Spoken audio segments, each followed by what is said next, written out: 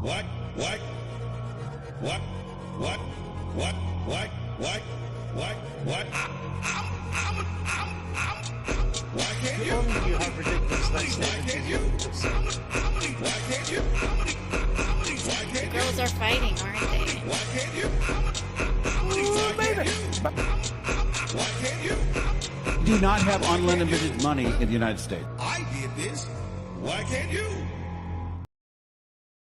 Hey, it's me, it's Tim. Welcome to a 1 hour earlier edition of Headliners. This also might be a short edition of Headliners. Mikey is probably not going to be here today. He's moving. So it really depends on whether or not he has active internet. So, and also I have to deal with various things later in the day, so we're doing it a little bit earlier. We're probably going to keep it around the 2 hour mark. But hi, welcome. As the title of the show indicates, we'll be talking about the various Trump battles that the various court battles that Trump has lost over the last week. Because it's a few of them, and some of them are pretty big ones. But before we get to that, I would just like to remind everyone, if you haven't done so already, to like and subscribe to the show. Become a member on YouTube. Just click the buttons. Click all the notification buttons. Make sure that you're notified whenever we put up a thing. Patreon.com/thebinpodcast if you want to do it that way. We will accept your kind donations through Patreon as well. Ooh. McKinnon. McKinnon, I'll send you a link to the show since you're here. I didn't know if you were actually here. I know that you told me that you would do it. Let's see. Copy. Hold on. We're producing by ourselves today.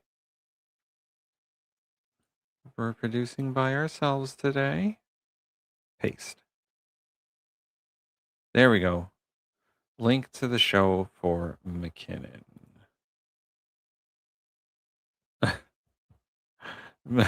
McKinnon says he's going to break the show and that he cannot be trusted. That is fine. Listen, if there ever was a day for the show to break, it would be today. But speaking of McKinnon, let's see if I can get there fast enough. Go to the store, the public store. There we go. Share. Oh, we don't want that. Bam. Hey, get your bin merch on tpublic.com. I'll put the link in the old chat. Copy.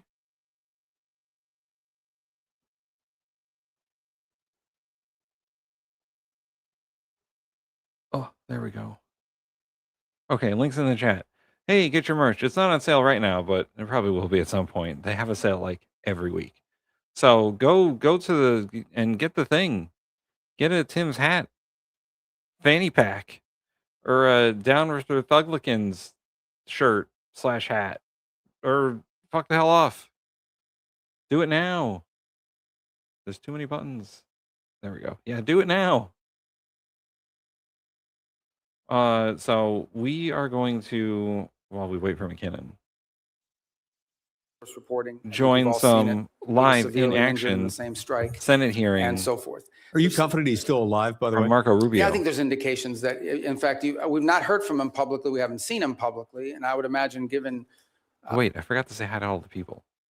We'll let Marco run in the background with no sound. He's not saying anything that's important anyway.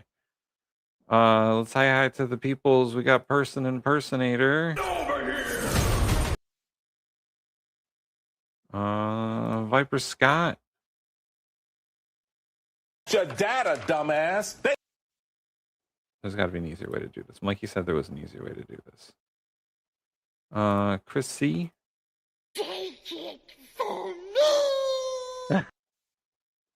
The Dark Lord Greg, but apparently not the Dark Lord Greg. Happy work to the Dark Lord Greg. We do not have unlimited money in the United States. Let's see. Oh, Counter Kev. Hi, Counter Kev. Defending Cankles, McTaco Tits, and owning the libs. That's Thur. Billy. Let's see. Hold on, I gotta find it, Billy. There it is. Fettuccine, linguine, martini, bikini. And Adams. Adams. Is he lying or is he stupid? Put in your votes now. And obviously McKinnon. Fuck the hell off. Let's see. Am I missing anyone? I don't think I'm missing anyone. All right. Back to Marco Rubio. Now, some of it is logistical. They're operating probably using couriers and things of this nature. Part of it is internal fissures on exactly what they should agree to or not agree to. I think the second point that needs to be driven in this regard is that there is evidence that there are communications issues within the regime as well. So, for example, it's pretty clear that at the outset of hostilities in the conflict, they had delegated decision-making to field commanders. And so oftentimes field commanders had delegated authority to act. If you want to count Canada, whatever. Tide goes in, tide goes out. You can't explain that. Let's say Also, if your chats aren't getting through, we're having a slight issue with StreamYard and StreamYard putting all of the chat into our little feed here. Like we have our own separate feed from the YouTube chat that StreamYard just puts it into, and sometimes it misses them. So if you're like Ollie, and maybe I missed your chat, get over it. Operational planning that I already put in place. And so unlike our system where perhaps that the president or the secretary of war is directly making orders and decisions, or the chairman of the Joint Chiefs, in their system, a lot of decision making at the tactical level, like which ships to hit and so forth, are being made at the commander level. So that's why from the outset it can look like fire ready aim, but it's part of the design of the system, perhaps? Well, I think it was a design of the system in the sense of regime survival and the ability to operate in case there was decapitation strikes or people are removed. But let's go back to the essence of the negotiations. What's complicated them is you ultimately are negotiating with people who then have to negotiate within their own system to see what they're allowed to give and what they're allowed to agree to. What is abundantly clear is that Iran is facing severe internal economic. All the problems Iran had before this conflict not only are still there, but they're worse. All the things that led to the protests, all of these are worse than they were before. No. See, now he's the Secretary of Conflict, obviously. Oh, they've gone way over that 60-day threshold, by the way. Like, way over. Like, a whole month over. They need to fix that. Too much ambiguity. Too much ambiguity in our laws, guys. There's definitely elements within that regime that understand it. And then there are other elements of it that are more immune to it and perhaps more resistant to making agreements. And so what we are working through is in many cases, is delays in getting the responses to people. And this is why you see reporting about there might be a deal in the next few days, because internally it takes time to get responses from them, sometimes upward to 5 or 6 days.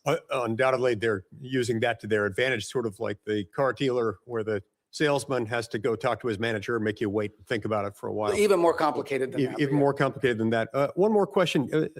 I think we could benefit from hearing from you about the need to zero out funding for a couple of entities, including the National Endowment for Democracy and USADF. Can you tell us about that? Well, look, these programs, I think, are USADF? Haven't heard of that one.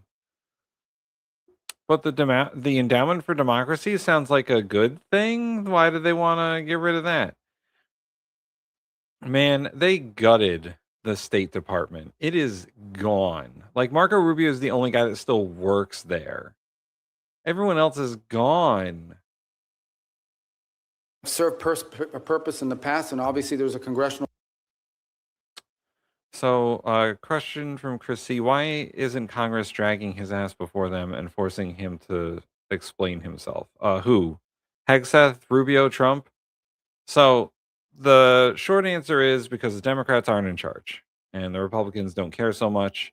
This little Senate hearing is something that Rubio has to do a certain number of times a year, just to give Congress an update and, I assume, ask for money. Like, this is a formality that everyone has to go through. Why they're not dragging people in front of Congress for investigative reasons? Because the Republicans are in charge. role to play here, right? I mean, at the end of the day, these programs have had, especially the National Endowment for Democracy, has had support in Congress in the past. And look, I was here for 16 years. I understand that you're going to pass an appropriations bill, and the appropriations bill is going to have things in it that we don't have in ours. That's just. Well, I think for Trump, it's one, he'll never show, and two, the Republicans are in charge. The way it is, and we understand it. We'll make it work. But we are concerned, or have been concerned in the past, about organizations that sort of have lost their purpose and what they're advancing. And at the end of the day, look, we have a lot of resources. The United States is the richest country in the world. We have the largest government budget in the world, but we don't have unlimited resources. We still have to be able to strategically spend our money. We do not have unlimited money. When I took in the over, a United lot States. of people are like, "Oh, that's a mess." State Department's not that big. The majority of our employees are. State Department used to be that big, and then they got rid of it. Now it's just Marco and like one intern. Our local hires overseas. We have, foreign service officers, career civil servants. But compared to some of these other agencies that are out there, we're not that large, and yet we have a global footprint.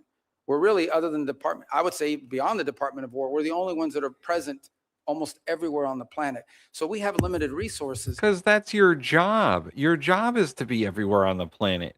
It's the Secretary of State. Your entire job is diplomacy. That's it. Is to make sure that the United States has soft power. That's your job. And we have to be able to allocate those resources in ways that are driven by the core mission of advancing our national security. And oftentimes that will mean that things we have paid for in the past, we can't continue to fund because there are other things. It might be good, but there might be something else that's more important and even better.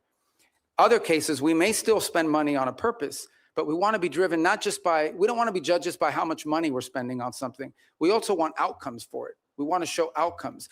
That's been the goal behind these MOUs, these compacts with the 32 countries that we've entered into. And we plan is we're not just trying to solve the disease problem this year. We're trying to build the local capacity so that 5 years from now, they won't need aid anymore because their local systems can handle it.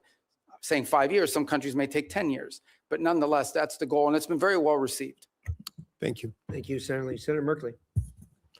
Thank you, Mr. Chairman and Mr. Secretary. Good to see you. As Senator Shaheen noted, you've expressed that no one died as a result of the sudden shutdown of AID. And I did ask you last time you were here about that, and I won't repeat all that, but I want to note that the folks who study this at the schools of public health, the Harvard Chen School, the Boston University School of Public Health, estimate that over 500,000 children have died from that sudden shutdown.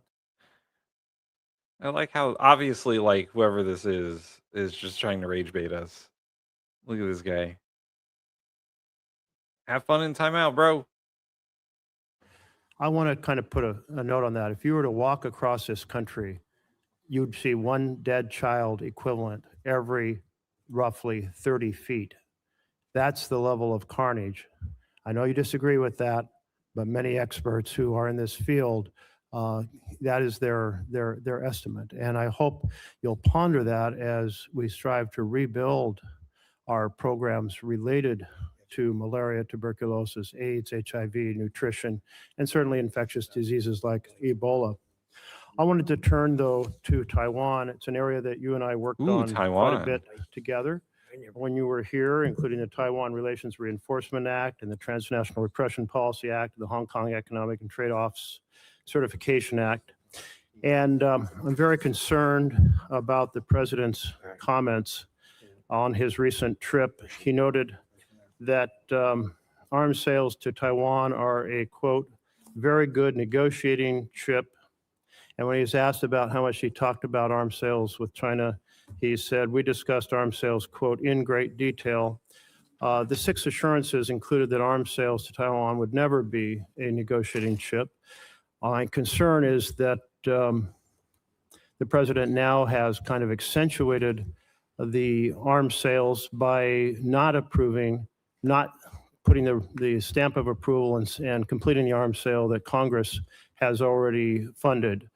And that this sets a stage for China to very much proceed to pursue more aggressively their effort to incorporate Taiwan into the broader framework of What's China, contained including there? extinguishing Taiwan's democracy. So I'd just like to hear your thoughts. Hopefully there's a path here that will re-accentuate our support for Taiwan's democracy.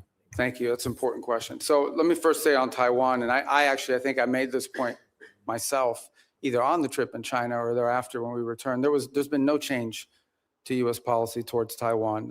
I think there's obviously the Chinese side would like to see a change in the version. All right, we're gonna go to the stories that I had planned, and if this gets spicy, we'll let you know. Well, let's see. Main story of the day. Rolling succession of rulings, multiple judges came out against what feels like some of Trump's highest personal and policy priorities. There was the federal judge who ruled that Trump's name must be permanently removed from the Kennedy Center. Loss number one. Trump can't put his name on the Kennedy Center. He's not allowed to rename buildings. It's not a power of the president. It never was power of the president. That's a power of Congress, actually, for federal buildings. So, can't do that. U.S. District Court Judge Christopher Cooper said in a 94-page decision, the Kennedy Center's organic statute makes crystal clear that the center is to be named for President Kennedy, and it cannot bear any other formal name or public memorial based on the board's unilateral say-so. Also that. I didn't know that was a thing, but apparently it is. Congress gave the Kennedy Center its name, and only Congress can. Ah, booyah. It's like I know how government works. Hey, we got 10 gifted memberships from Viper Scott. Hold on, I gotta get to the right thing here. Where are they? Okay. Put this on this screen, do this thing. There we go. The following people now have gifted memberships thanks to Viper Scott. And here I can't go back and forth. I don't have that sort of production power, but one big air horn for all of them. So, YouTube Stabworthy, Tyler Ladd, Another Anonymous Man, CMDR Max Headroom. Oh, that's a good one. Commander Max Headroom. That's a good one. Duke and Daisy. All right. Indy Duck, you got a membership there. Kenneth Adams, Ron Snowen, Liam Fairhurst, and Black Atheist Rants. Congratulations, you all now have gifted memberships thanks to Viper Scott. Get over here! And just a reminder, this is now currently Viper Scott presents Headliners with Mikey and Tim. And just Tim. Ha! And change it. Then there was the federal judge who put a hold on Trump and his Justice Department's efforts to completely whitewash the events of January 6th. U.S. District Judge Amit Mehta refused to dismiss the most serious criminal cases stemming from that day, the indictments against Oath Keepers leader Stuart Rhodes and his fellow supporters who were convicted on charges of seditious conspiracy. The judge wrote, the government has offered little more than a conclusory statement that dismissal is in the public interest. It provides neither a statement of reason nor the underlying factual basis for the request. No, wait, what was this here? DC federal judge refuses to dismiss Oath Keeper indictments. Sorry, guys. Trump can't protect you from everything. Statement of reason nor the underlying factual basis for the request. In other words, the DOJ hasn't offered any facts or evidence to justify it. The judge is giving the DOJ until next Friday to back up its claims that dismissing the charges against these far-right militia group members would be in the, quote, public interest. And then there is perhaps the biggest rebuke coming from a pair of judges, both focused on Trump's $1.8 billion settlement fund that could be doled out to the likes of folks like those members of the Oath Keepers and others who attacked the Capitol on January 6th. A federal judge in Virginia has temporarily blocked the DOJ from creating the fund and barred them from giving anyone any money as the multiple lawsuits against it work their way through the courts.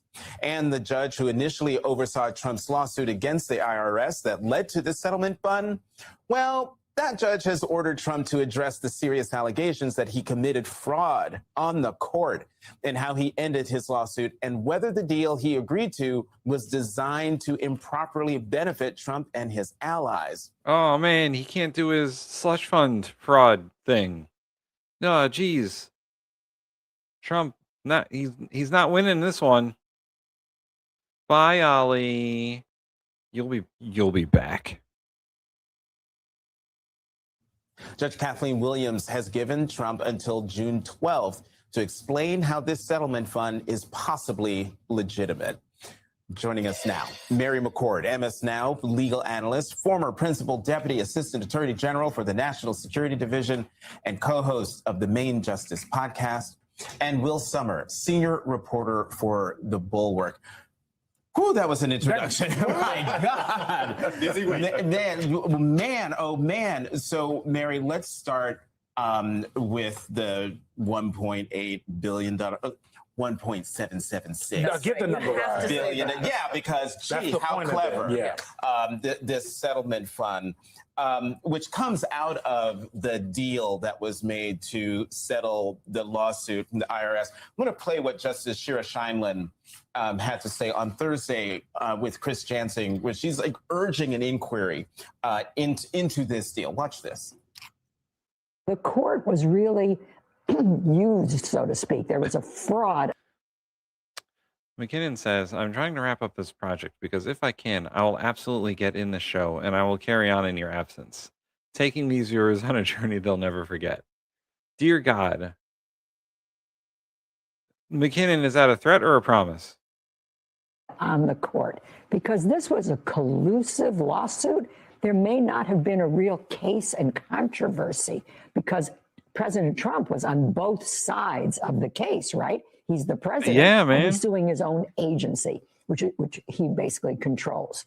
So it was a way of making a deal that would then support this anti-weaponization fund and his own immunity, which was never disclosed to the court. So when you have a fraud on the court, former judges care about that. I mean, those are strong words. Fraud on the court, Mary. Yes. And, I read the brief order by the judge in Florida yesterday, and basically she's saying, I've got the authority under the federal rules to reopen a case in order to look into whether there was fraud on the court and potentially even impose sanctions under Rule 11. And this is so important because I'll tell you, before she even dismissed it, as this was all bubbling up in the morning that we were learning about the settlement, I thought she should do an inquiry, but she under Rule 41A1A1, dismissed it because generally speaking, once a plaintiff has moved to dismiss a case before the defendant has answered, in this case, plaintiff being Donald Trump, defendant being the IRS through the Department of Journal on Friday, Trump's $1.8 billion settlement fund sparks alarm inside the White House. Quote, administration officials have grown increasingly concerned about the viability of the fund. Yeah, no, he can't do it. He can't do it. Sorry, guys, he can't do it. Sorry, Jan Sixers, he can't do it. It's illegal. The courts say it's illegal, and they just need to let it go. Trump can't use his slush fund to give his friends, millions of dollars. Can't fucking do that. People familiar with the matter said, which had been expected to provide payouts to an array of Trump allies. Trump hasn't agreed to drop the fund, but has told allies that he understands he has political problems with Senate Republicans, that people said. So it's like Senate Republicans are the problem. Oh, wow. Jeez. Man. On all sides of Pennsylvania Avenue and the legal side of things here. Yeah, I mean, I think this was something that was initially so shocking that for like a day or two, people were stunned, perhaps even the judge herself. I mean, people just had no idea that something like this could happen. And now we're seeing the conversation after this. On to the next video. This one's about the Kennedy Center. Donald Trump 2 weeks to basically erase his name from the Kennedy Center, where it never belonged in the first place. The judge blocked Trump's plans to shutter the Kennedy Center for what Trump had called a 2-year, quote, complete rebuilding. Trump was so mad, he posted twice about it on Saturday. He, of course, Yeah. Yeah. I don't think he has any real friends left either. I think all the people that might have been considered his friends are gone. Everyone else is just using him for their own personal interest, which is really the crazy sad part, right? Like, nobody likes Trump. We all get that. Does this work better? Maybe, but not in the vertical, huh? Sorry, just playing around with stuff. Nope. Ooh, that looks like it's good enough. There's no friends left in the Trump administration for him. Maybe Stephen Miller? I have no idea. Like all the people that you would consider, like Rudy's gone. The My Pillow guy didn't win his gubernatorial primary.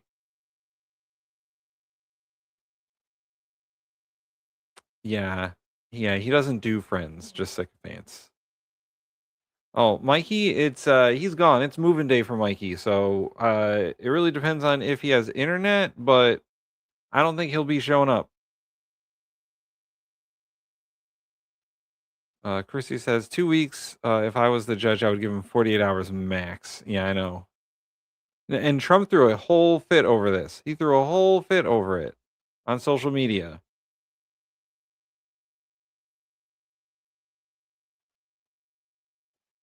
McKinnon says, "Wait, will I be able to carry on the show in your absence? I don't think I'd be able to. I don't have all of your setup." McKinnon, most of the setup is in the StreamYard. It is. You can do all these. You can do all this nonsense in StreamYard.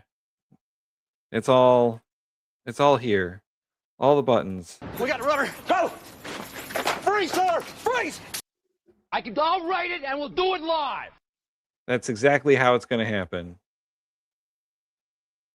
Mikey is now at the farm after his disgraceful display in Street Fighter 6. Yes, it's all here, McKinnon. It's all here. All the media assets are already loaded in. See? You can just hit the buttons. It's Charlie Angus here from Midas Canada, the Resistance Tour, and I watch the Bin Podcast Network. You got to watch it. Sign up, follow them. See? We don't play that one enough.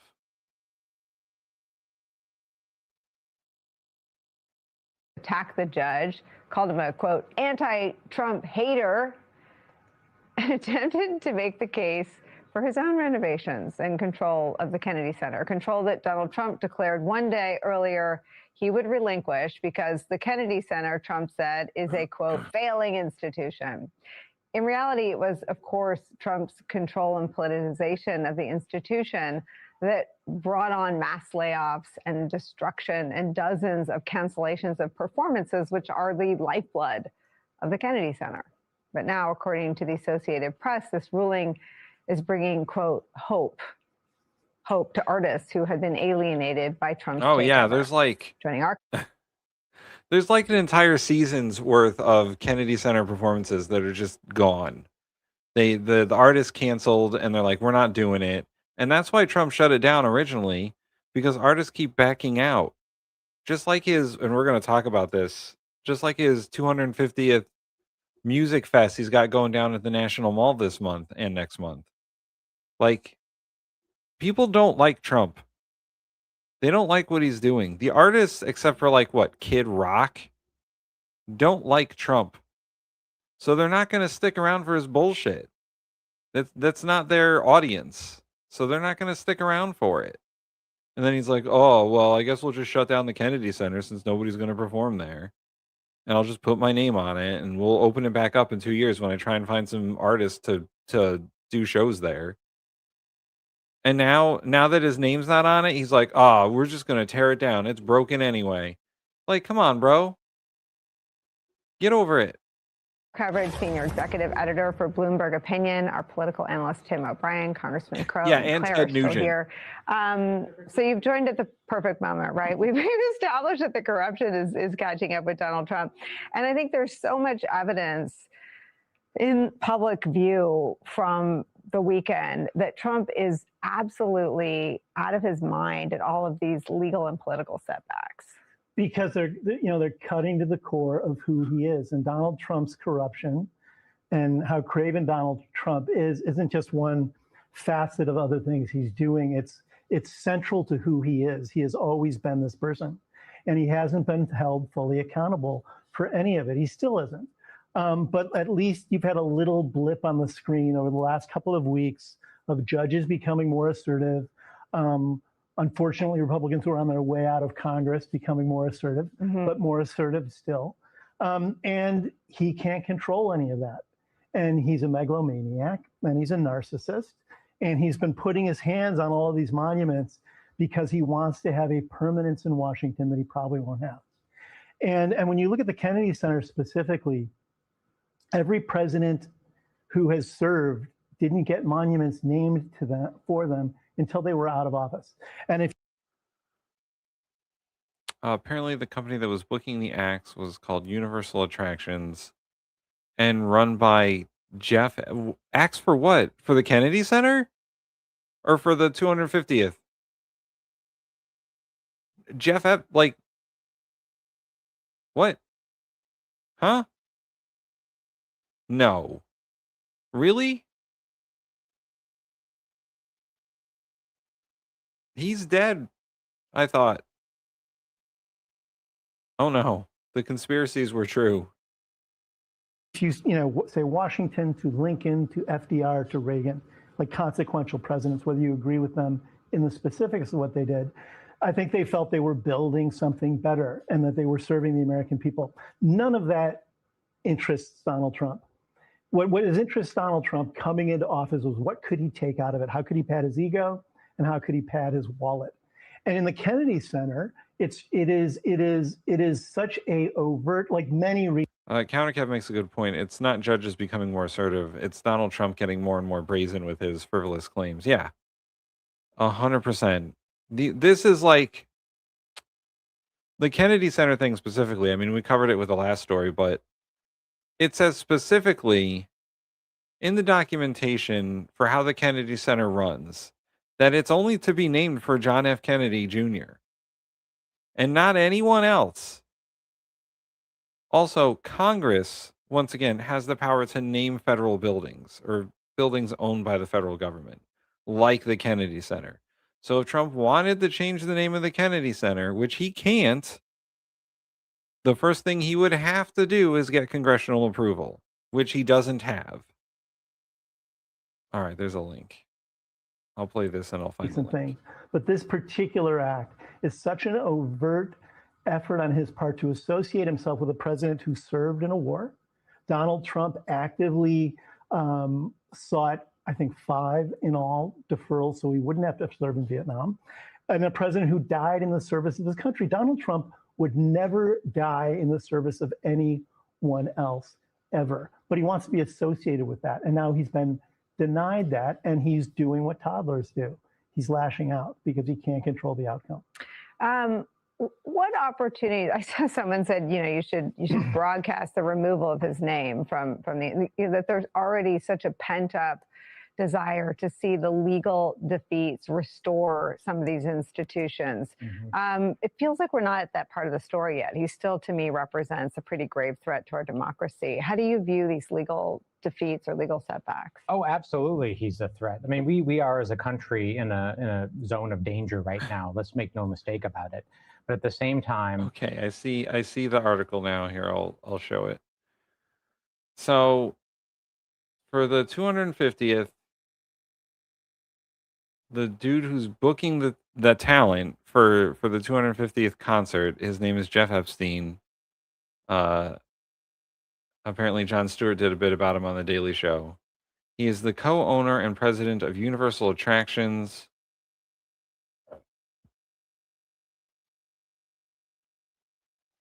Yeah, that is fucking crazy. So they're gonna have Vanilla Ice and Flo Rida, and I assume Kid Rock.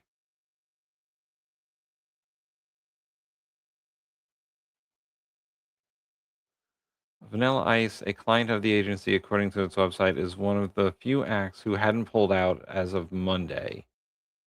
The rapper told CBS he would play for anybody, including the Russian President Vladimir Putin. He would also go to Iran to perform. Vanilla Ice needs money. Someone give that guy a few dollars. I think that's the moral of this story, is that Vanilla Ice needs a little bit of money. He's broke. Donald Trump is a very weak and fragile person.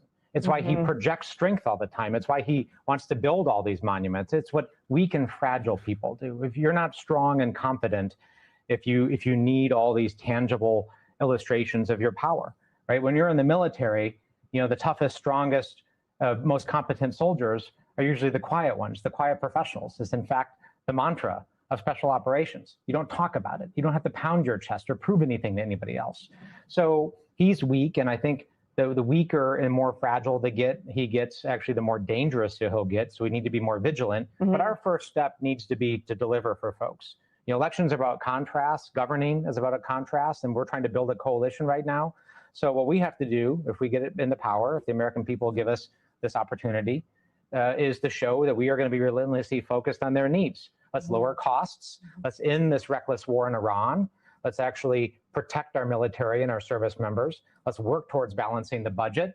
And that will speak stronger than anything else that removes the name of Donald Trump, although we will do that. You do that like on a weekend. Claire, what opportunities do you see right now for Democrats? Oh, I think there's a lot. Yeah. Everybody needs to stay focused on what Jason just was referring to and what we talked about at the top of the hour. That was the Kennedy Center one. Let's see what else we got going on here. Oh, this one. This is about the 250th, I think. Guaranteed by the Constitution to criticize and satirize our leaders. This is a right that many of us take for granted.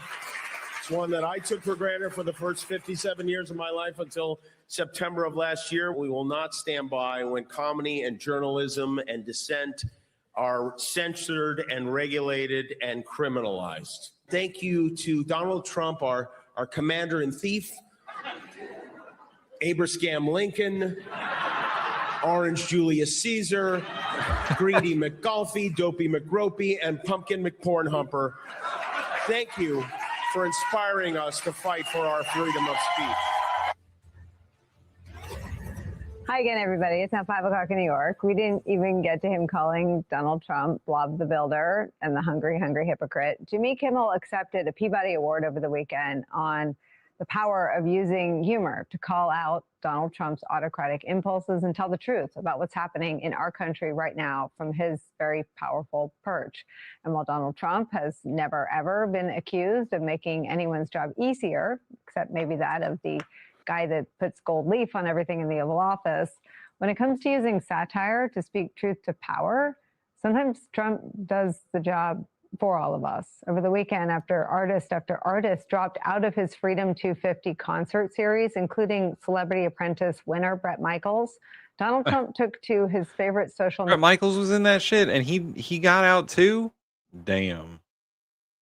Media platform to declare this, quote, "I understand artists are getting the yips having to do with their performance on Wednesday, so I am thinking about bringing the all caps #1 attraction anywhere in the world, the man who gets much larger audiences than Elvis in his prime."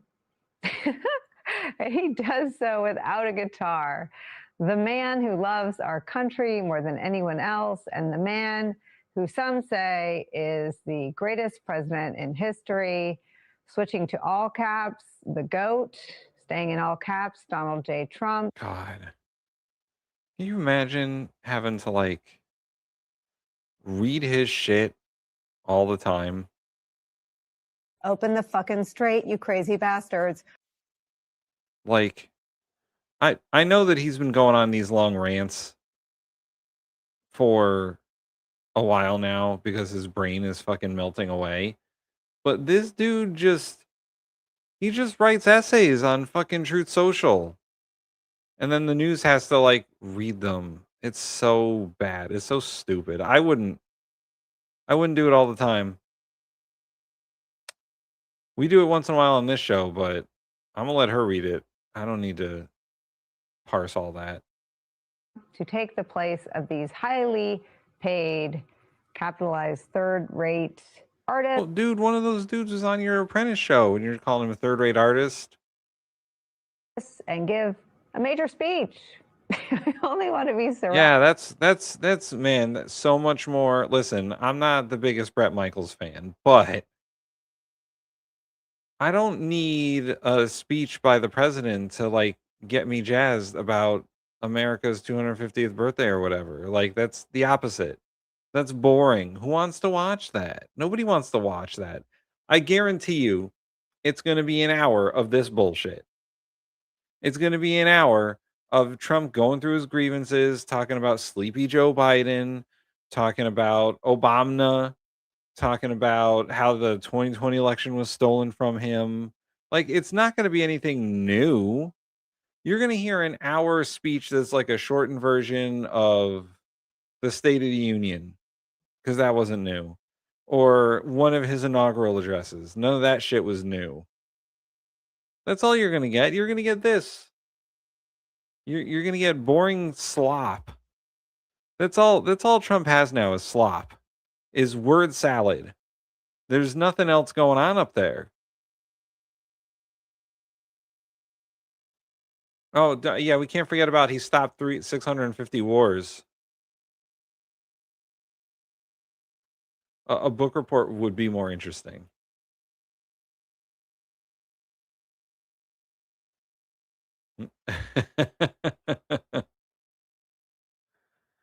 Surrounded by happy people, smart people, a lot more odd capitalizations here, successful people, and people that know how to win. So by copy of this truth, I am ordering my representatives to look at the feasibility of doing an back to all caps America is back rally on Wednesday, Washington, D.C., same place, same location, only great patriots invited. It will be a wild and beautiful celebration of America. So now I know that he thinks that he's doing this like official proclamation shit. And that's why he puts like, thank you for your attention to this matter or whatever. But by being like, so by copy of this truth, I am hereby ordering my representatives to look into the feasibility of doing this America. Like, come on, guy. Just be normal. Can he be normal for fucking once? Stop being so goddamn weird all the time. Yeah, we are all tired of the greatest hit speeches. Right, a judge blocked the fuck out of him, and he still thinks he's winning. Like, just be fucking normal. Just be a regular fucking person for like a minute. It would be great if he didn't have these like hours long rants on fucking Truth Social, to figure out why the president is losing his goddamn mind all the time. President Donald J. Trump will be wild. Last time he said that, it was an invitation to come to the Capitol in January. Last time he said, join us in D.C., it will be wild, was January 6, 2021. January 6th. But in that whole, you can't break up with me because I'm breaking up with you thing, was a little bit of desperation, right? To add insult to injury, as Trump fails and flails to keep young MC from running for the hills, Joan Baez has announced that she is the latest superstar to join the Power to the People Festival, curated by Rage Against the Machine's Tom Morello, who's been touring with Bruce Springsteen. That event is star-studded. It's going to help raise funds. Let's see. So this is the anti-rally, the anti-Trump rally. Who do we got going on here? The Foo Fighters. Okay, pretty good. Dave Matthews. Meh. Tom Morello. Okay. Jack Black. The Dropkick Murphys. Love them. Cypress Hill. Good. Killer Mike, okay. Surge from System of a Down, great. There's a lot of good ones here. You know, Bruce Springsteen, what, okay. But all right. A good lineup here. Pro-democracy causes. It's a festival that will feature Bruce Springsteen, Public Enemy, the Foo Fighters, Dave Matthews, and many more legit superstars and icons. And it's sold out. Don't tell Donald. And don't worry, Trump still has the CNC Music Factory guy, I think. Heilman will tell me if that's not the case anymore. Donald Trump throwing an absolute hissy fit as one-hit wonder after one-hit wonder flees his MAGA jamboree is where we begin the hour with some of our favorite reporters in front. MAGA jamboree is a wild statement. Puck News senior political columnist and national affairs analyst John Heilman is back with us. Heilman, I felt like we had to update the story from where we were on Friday when you informed me about some of the social media posts that I had missed. This story got a lot worse for Donald Trump, such that he posted this. I now at least 3 times a week take a Trump post and ask to verify it, to make sure it's real and not. And it used to. Once again, imagine like that's your job now, is to like be on Truth Social. Like I'm pretty sure half the people on Truth Social are just media. And they've created accounts so they can watch what Trump says. But like, imagine that's your job, is just every night you go on Truth Social because you have to. You're getting paid to, review Trump's fucking posts and to determine whether or not they're real or he's just saying crazy shit. Like, fuck, man. Is that the reality that we live in? People have to do that? That's their job? CounterCev says, can you believe that Trump won't pay the travel expenses of the soldiers who are attending? Oh, yes. So there's people that are attending this who are soldiers.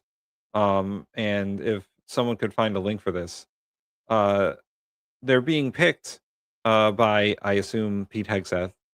And, they have to meet certain, I'm sure, good-looking requirements to be there. And they're not going to pay their travel expenses. We're like, oh, you're invited to come to the 250th Trump bash, but you got to get your own hotel. Like, come on. You're inviting members of the military and be like, oh, by the way, yeah, you got to pay yourself. That ain't right. Be like half of them were real and some of them were just, floating around. Now they're all real and they're all absolutely That's batshit fucking crazy. crazy. Oh, hi, Reagan Elite, by the way. Right. Well, look, in that the post that you just read, Nicole, there was one shred of truth in it, and that I think is a very high ratio for most Trump social media posts. He said that. Yeah, right. Is this a Trump pride parade? Is that what's going on here? The acts that were getting the yips. Donald Trump understands the entirety of the world through the prism of golf. The yips is basically a golf term. He said they were all third-rate entertainers. I think that's kind of right. That's right. The problem for him, of course, is that the third-rate entertainers are abandoning him, and the second-rate entertainers would never even consider coming. And the first-rate entertainers are all going to be at Meriwether Post Pavilion on October 3rd with my friend Tom Morello and our mutual hero, Bruce Springsteen. Heilman, I sort of want to pull the curtain back, though, and explain. And I want to say that we've been joined in our conversation by the executive editor of Deadline.com, Dominic Patton, who I've turned to for all of these conversations really for the last year and a half.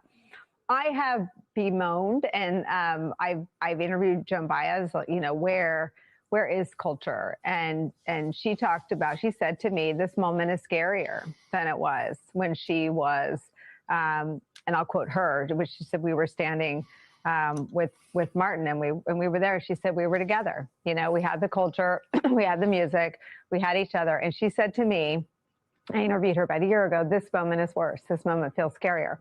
It feels like, and I haven't talked to her recently, but it feels like that is starting to turn, that there is starting to be some safety in numbers in culture and art, There's still a lot of people, far too many, in my opinion, who are staying silent. But I think this story is a window into something we don't often get to see. And that is that no one prominent, respectable in art wants to stand with Donald Trump. And many. And once again, going back to the Kennedy Center stuff, this is the same deal. Trump wanted to make the Kennedy Center his own, literally putting his name on it. And when artists saw that he put himself on the board and his friends on the board of the Kennedy Center, they're like, that's not for us. You're not our audience. MAGA's not their audience.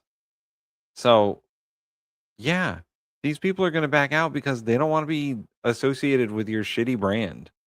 And they don't want to go to your shitty party. Here's a quick update on Trump's whatchamacallit, the fund, the weaponization fund, whatever, the slush fund.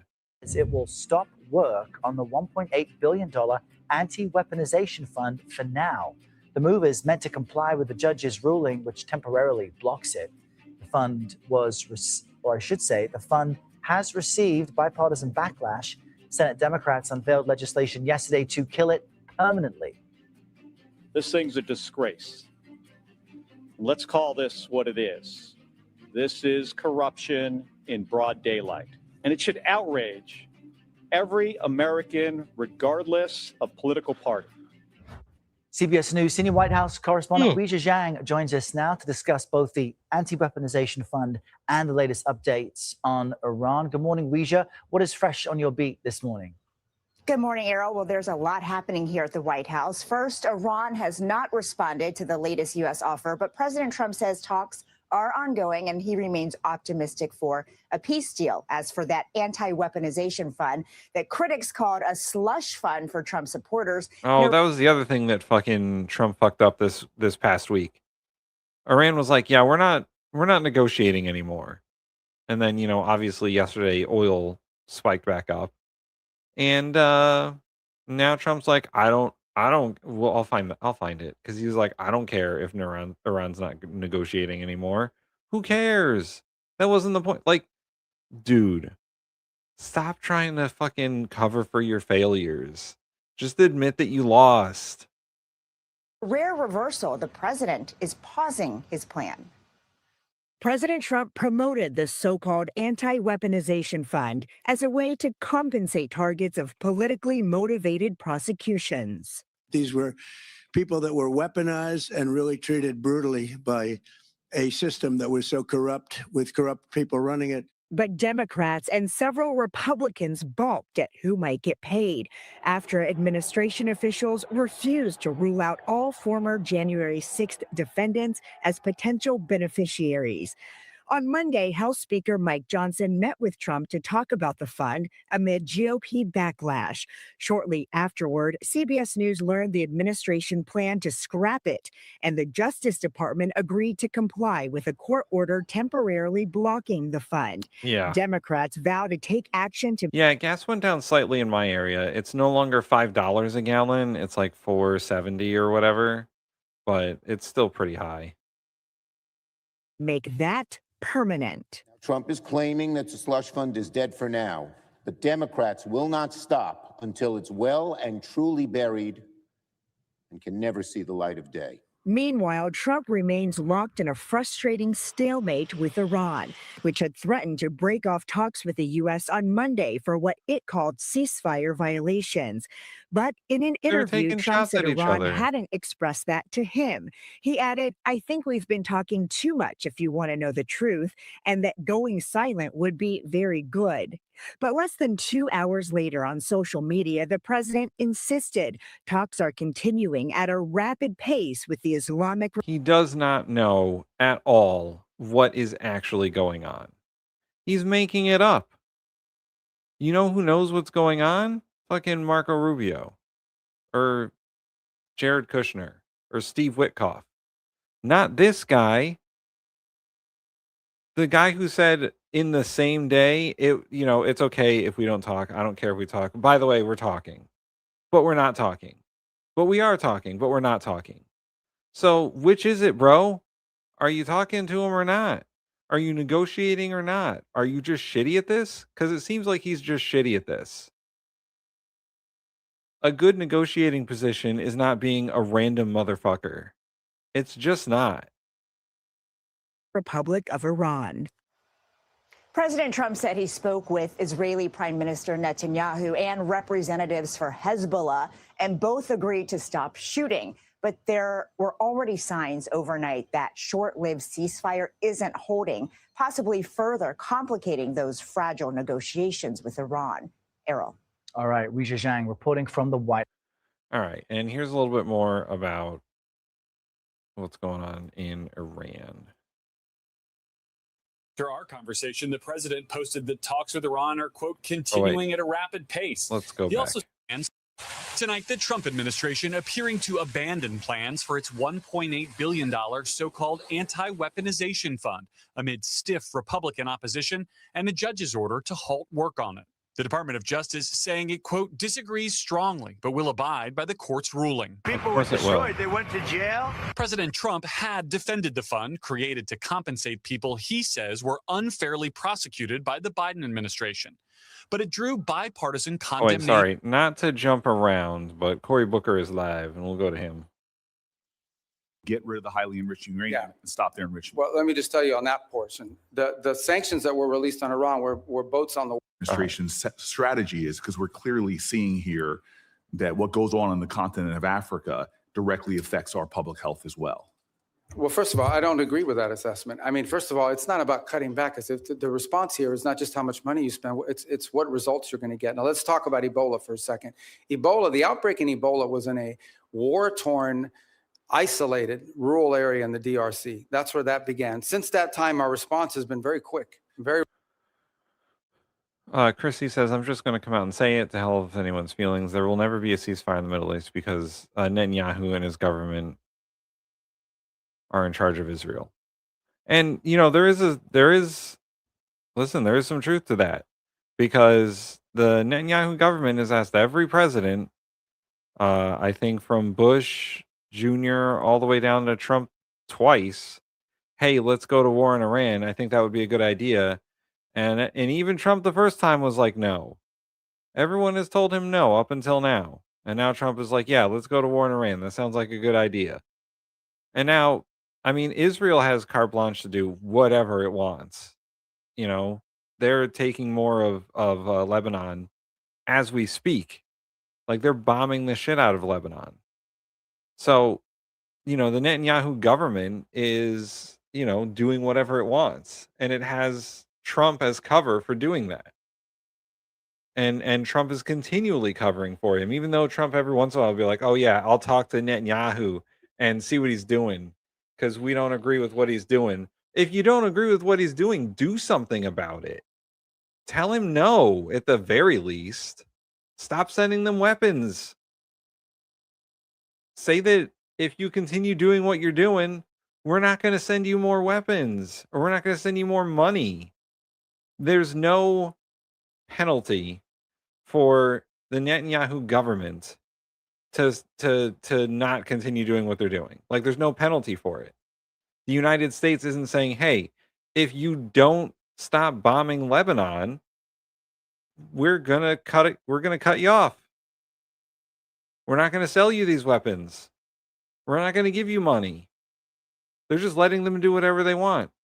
And every time Trump says, I don't like what he's doing, it's what, a slap on the wrist at most. And then Israel backs off for a few days. Just stop sending them money.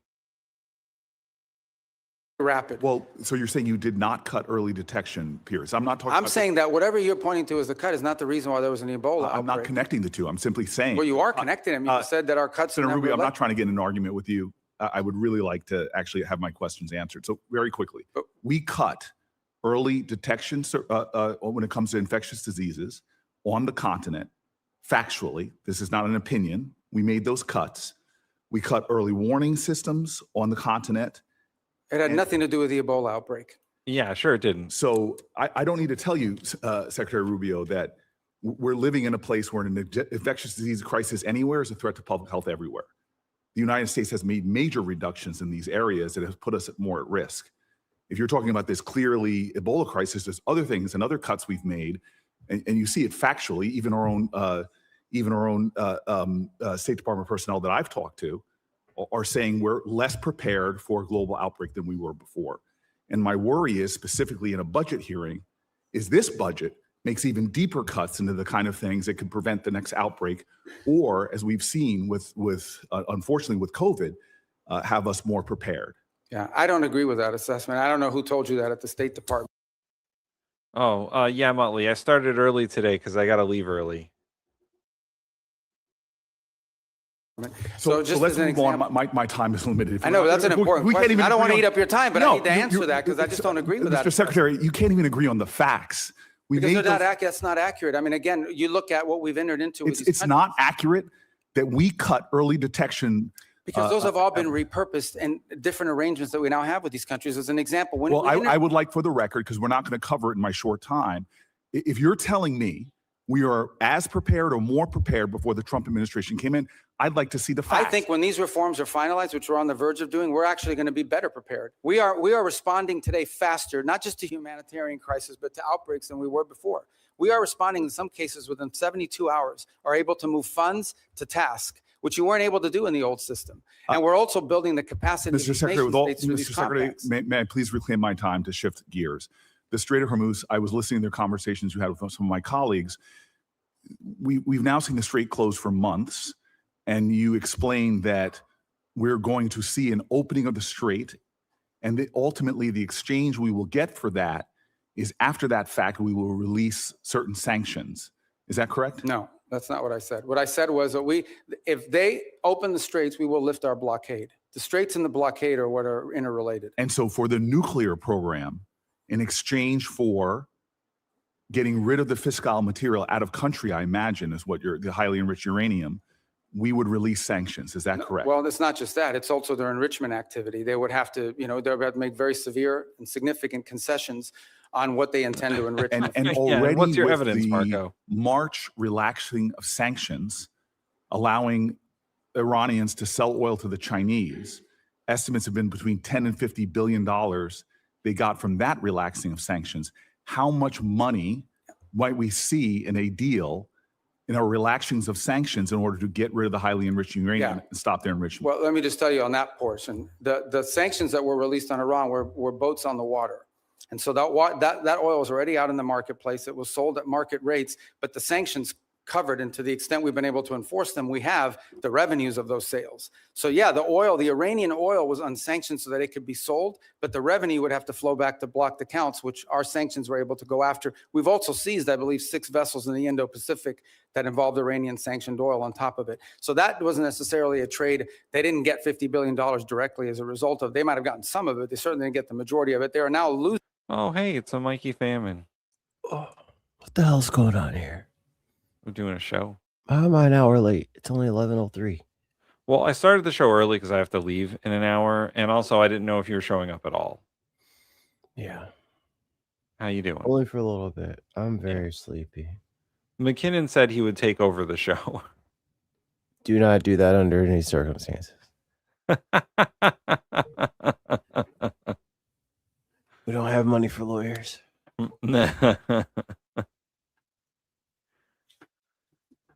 So Mikey, we've been talking about the various Trump God, I did it again. The various court cases that Trump has lost over the past week.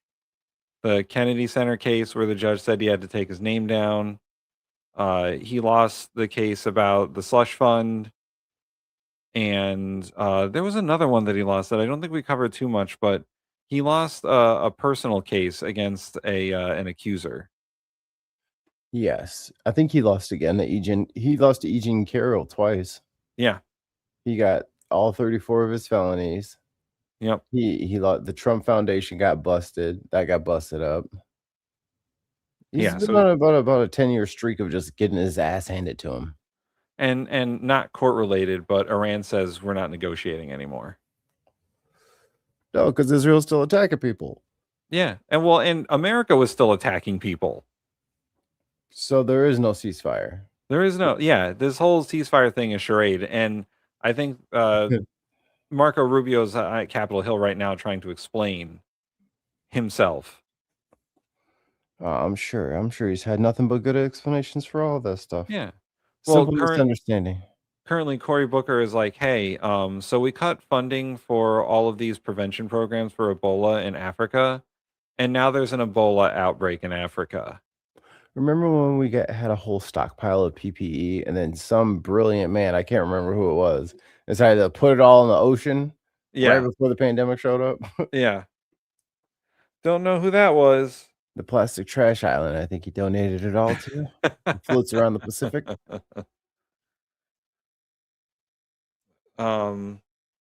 So does this mean Trump can't block his tax records now? No, I think currently he is still prevented from being investigated by his own government.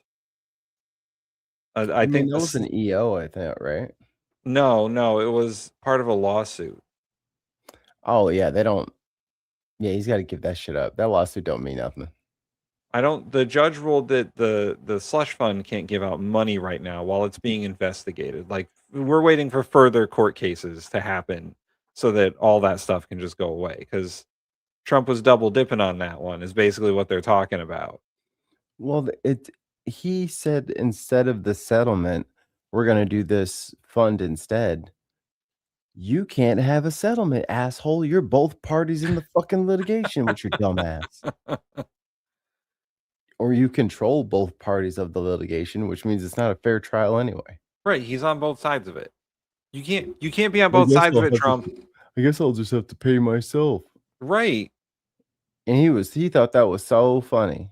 He was so clever. I'm glad y'all are laughing it right into that bank. Pay him. Hey, MAGA, open your wallet up. Come on, MAGA, open up.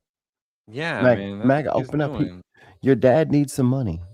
He's gonna pay you back. I promise. It's gonna be different than last time. While we're here, and speaking of Marco Rubio, I put another poll up, guys. Best pictures round 2. Put in your votes now. You got Bezos, Vance, Kristi Noem, Rubio. Right now, it looks like Bezos and Rubio are tied.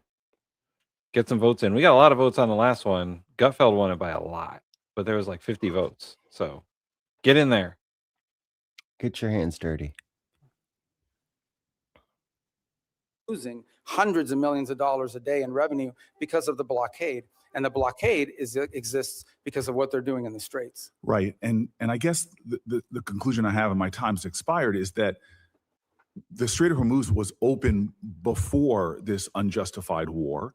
We're now scrambling to try to find a way to get it back opened again. Not only is it causing economic havoc to our country and to give Iran what they want on this the nation, easiest way. Ends meet. And what does Iran want, Mikey? JCPOA Part 2, Electric Boogaloo. Yeah. The thing that they were negotiating before they started bombing Iran. The thing that they already said yes to. That's all they want. And then y'all decided to piss off the fucking hornet's nest and shake the shit out of it. All right. Now we're all stung up. And now they're like, how do we open the Strait of Hormuz? Who knows? I don't know. Why are all the bees attacking us? We just kicked the nest. Maybe here's a good first step. Trump, Rubio, Hegseth. Stop blockading the blockade.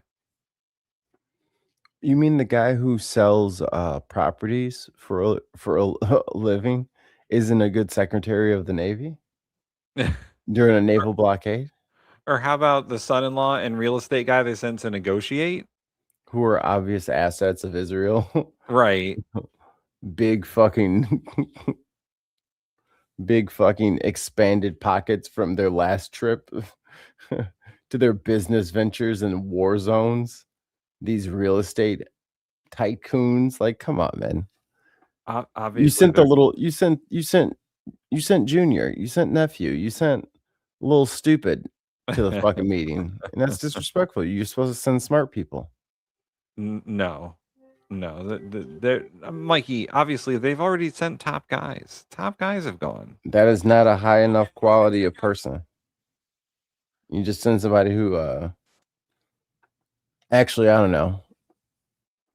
Talks about diplomacy. Maybe someone who knows what diplomacy is. Maybe you send your top diplomat. Oh man, I wonder who that fucking guy is. It's Marco Rubio. Nah. It's your secretary of everything, Marco Rubio. He's busy DJing his sets on the weekends. I was saying that, like, I'm pretty sure Marco Rubio is the only person that still works at the State Department. That wouldn't surprise me. Him and like one intern, maybe, like one that looks like him a little bit. Right. Just in case. Just in case. Just in case. But just send your fucking top diplomat guy. Nope, they got it. Anyway, even though Iran literally said anyone but those two. Yes, Right. send us JD Vance. That's when you know it's bad. McKinnon says, well, guys, the dream is dead. Mikey, just like his hero, DJT, has imposed his fascist behavior and killed the party by denying me my rights to run the show for an episode. Heresy. Would you like to take a close look at my shirt, McKinnon? It's Emo's Pizza. Which pizza is Emo's Pizza? You guys saw it up close and personal on Delta Green. Oh. Emo's. Is that the pizza place that me and McKinnon wrecked up? Mm-hmm. Y'all decided to go all training day on the goddamn pizza parlor. I believe that McKinnon and I are a great comedy duo, and our improv skills are unmatched. It's like Shanghai Noon mixed with Men in Black, mixed with... And we totally got away with it.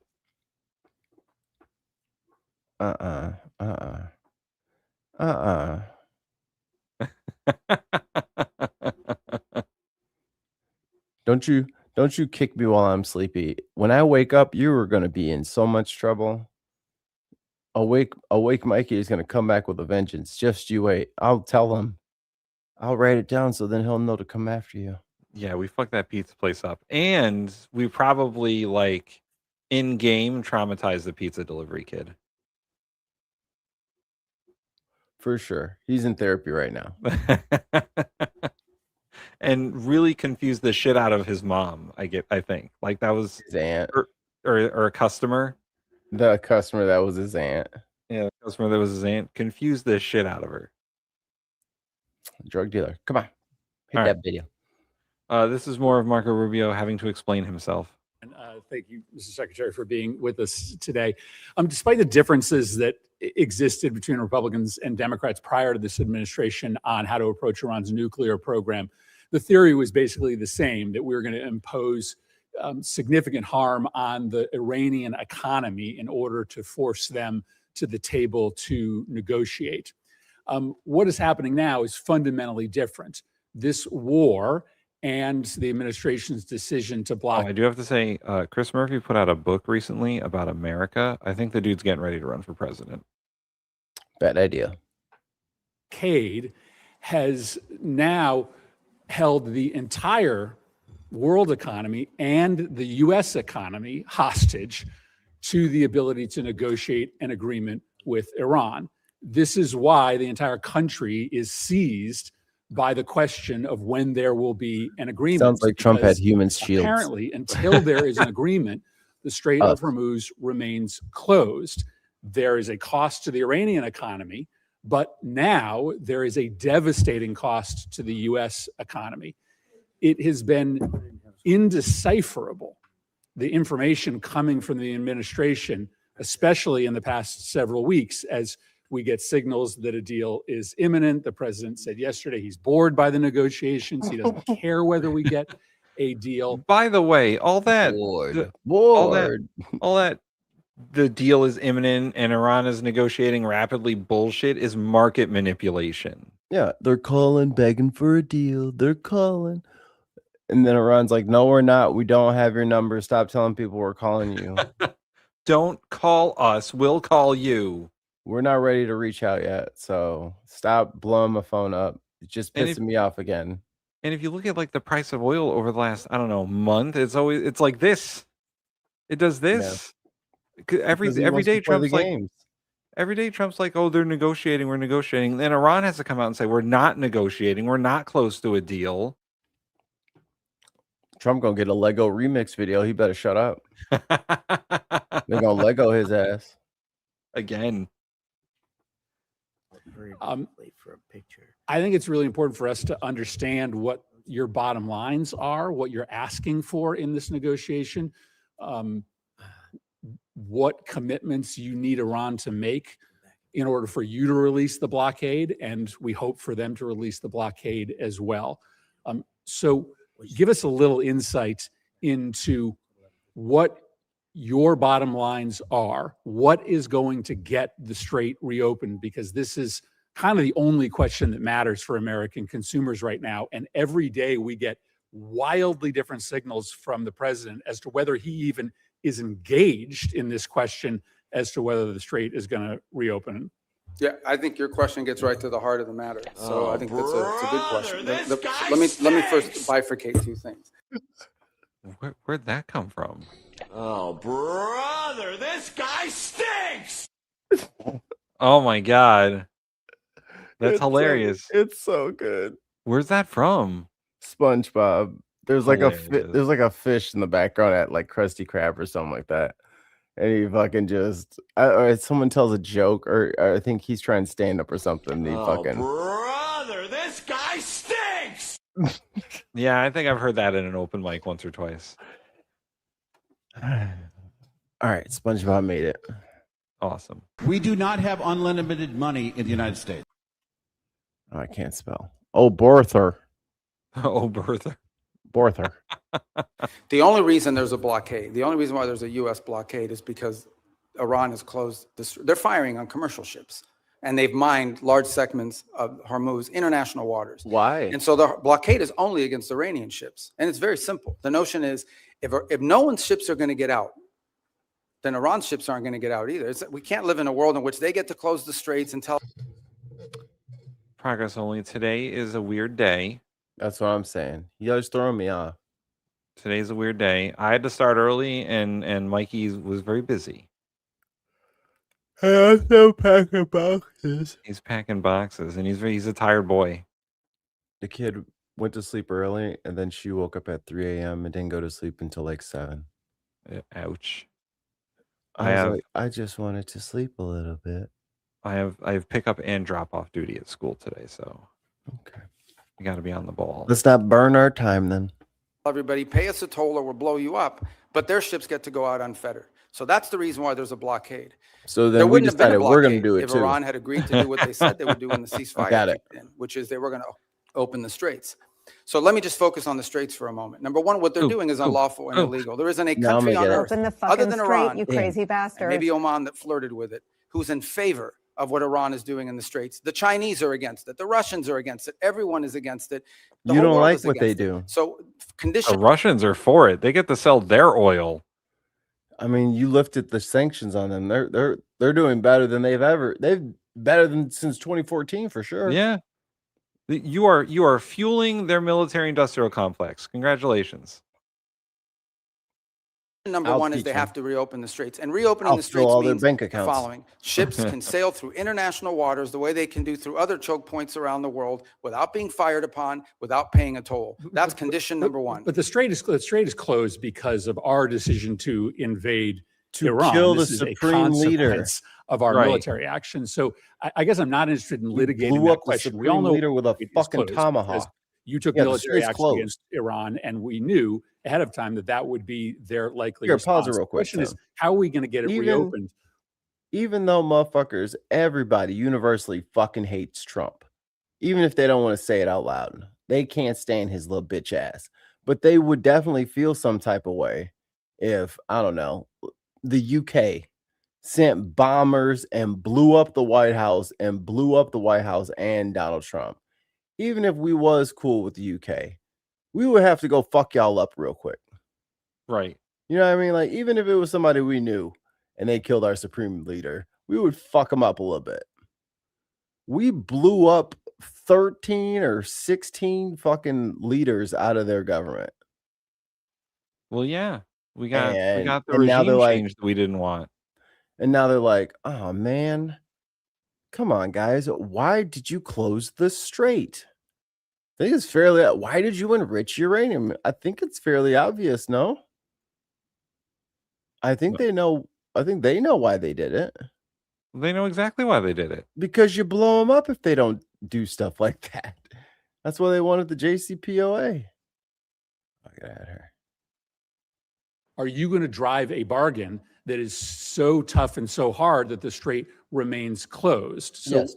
how are we going to get it open? The first thing, that is a predicate to anything else happening. The straits have to be reopened. So the way to think about it is this. If Iran wants to be able to move its oil again through the strait, they will have to reopen the straits. If they refuse to do so, then we have other options available to us, but we would prefer to negotiate the opening of this, which means tell us about the negotiations. What do you Get need the from them tension in up order to get between the us strait and China. reopened? We need the strait. Oh yeah, that's what we need.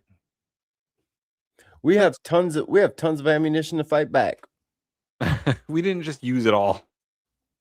Hexat did 6,000 kinetic strikes. Good job. For nothing. For nothing. And we can't figure out why the strait is closed. It's going to take at Pete Hexat's own admission. You saw it on this show. It's going to take years to recover the ammunition that we've used in the last 2 months. No, but if I give these companies $1 billion now, they'll Right. get started. Right. Not They're to going to build a mention whole new factory. Not to mention like the munitions and equipment we were sending to Ukraine that we also had to replace. And they took all the THAAD launchers from South Korea. Right. They have no anti-missile protection. They took it and put it in the bases in the Middle East, which is what they should have did before they bombed. So then we wouldn't have lost any service people who got drone struck on a base that had a drop ceiling and some tin, and that was the roof for them. No Right. protection whatsoever. Right. Not to mention that we're not prepared for the kind of asymmetrical war that Iran is fighting, that they've learned to fight because We they taught them learned that. from past experiences and we haven't. Well, they're going to learn now, Tim. And Don't have a choice. And when Zelensky offered us some help, he was like, "Hey guys, I know how this drone warfare stuff works. We've been doing it for a few years. I can help you out." I know what I'm talking about. Give me that. Okay. And they're like, "Nah, bro, we can do it." I mean, there hasn't been. I mean, this administration has been famous at this point for filling the American yard with rakes so that it can sprint through the yard and step on them as fast as possible. We're going for a world record. The guy in Canada might have us beat now, but wait till we start stepping on these rakes. We're going to be first place, and no one's touching that record. 5 British pound super chat from Chris C. I'm sure us British could arrange something to help improve Pennsylvania Avenue again. No, Trump's fucking putting a big UFC arena on the South Lawn. It's canceled, Tim. Not the UFC thing. I think it is too. I think y'all ruined his birthday party. Yo, he was about to have like the biggest birthday party, and then everyone was like, "I don't want to do that." No one wants to show up to perform at this concert. And I just want to put on the record, my band, The Deviants, will not be performing at the Trump Freedom 250 event this year. My band has declined to attend. The Bin Network will not be attending. We will not be live. We will not be doing a live show. Unboxed Politics will not be streaming from the Freedom 250 celebration. Don't expect us. We won't be there. We have moral objections to this administration, and we were promised to be doing something non-political, state fair style, and that's also not what's going to happen. They won't pay for our travel or hotel accommodations. In fact, Trump was trying to get a ride with us. Yeah, that was he was weird. like, we're like, we don't even live there, dude. And he was like, yeah, but can I get? Can I ride with you? I got like $5 for gas. And we just told him no. No. We don't feel comfortable right now doing this. RFK Jr. versus Kid Rock, UFC style. Dude, Kid Rock is fucking Skeletor. RFK Jr. would fuck him up. Let's do this, and then I got some short videos that I added to the playlist, and then we can get the fuck out of here. All right. I gotta take another nap. Well, what needs to happen is very simple. They need to announce that they will no longer fire on commercial ships that are going through or threaten to fire on ships because in many cases, ships just won't move. They won't go, not because they got fired on, but because of the risk of being fired upon. And so they have to announce very clearly, the straits are now open. We're not charging a toll. We will help remove the mines that they put in there. Now, hold on. Donald Trump said he wanted toll. But the president says they all. Yeah, Donald Trump said he wanted a piece of that action. He's like, man, if I can get a third of them tolls, that'd be all right. That's not so bad as long as we get some. See, Iran didn't give him any of the toll money, so he doesn't have any gas money to pay us. He was about to, but then his direct deposit be late sometimes. It was a holiday on Monday. He was like, "Oh, I don't have any money on Cash App. I'll have to. Can you guys like spot me $5?" I'll have pizza money next time, guys. I promise. I'll have pizza money next time. Next time, the whole thing will be on me. On their nuclear program. That's what I'm asking. I see what you're saying. What commitments do they need to make in order for the strait to be reopened? Well, the second thing they have to agree to as part of this is, so in addition to the straits, that's the predicate that opens the door to phase two. Phase two is they have to commit to very specific negotiations on highly enriched, the disposition of the highly enriched uranium that still is buried deep in a mountain somewhere. They have to agree. No one ain't ever getting to that. Tim, let me ask you something. Is Iran a theocracy or a democracy? They are a theocracy. Cool. So when the supreme leader wants to make an executive order, it's called a fatwa. Tim, how many fatwa did they ever make a fatwa about nuclear weapons? They did. And what did it say? They were anti. Because it was against their religion.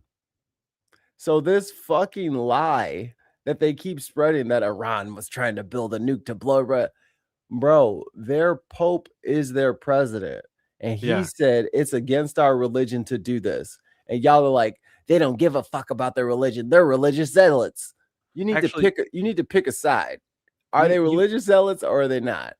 You know what's crazy? They do have like a whole democratic government set up. They do have like a president or a prime minister, whatever they call it, and they have a legislature and all that. And the supreme leader is in charge of all that. Yeah, he's over all that. He's in charge of all the churches or mosques and all the religious stuff, and all the governmental functions. That's what makes them a theocracy.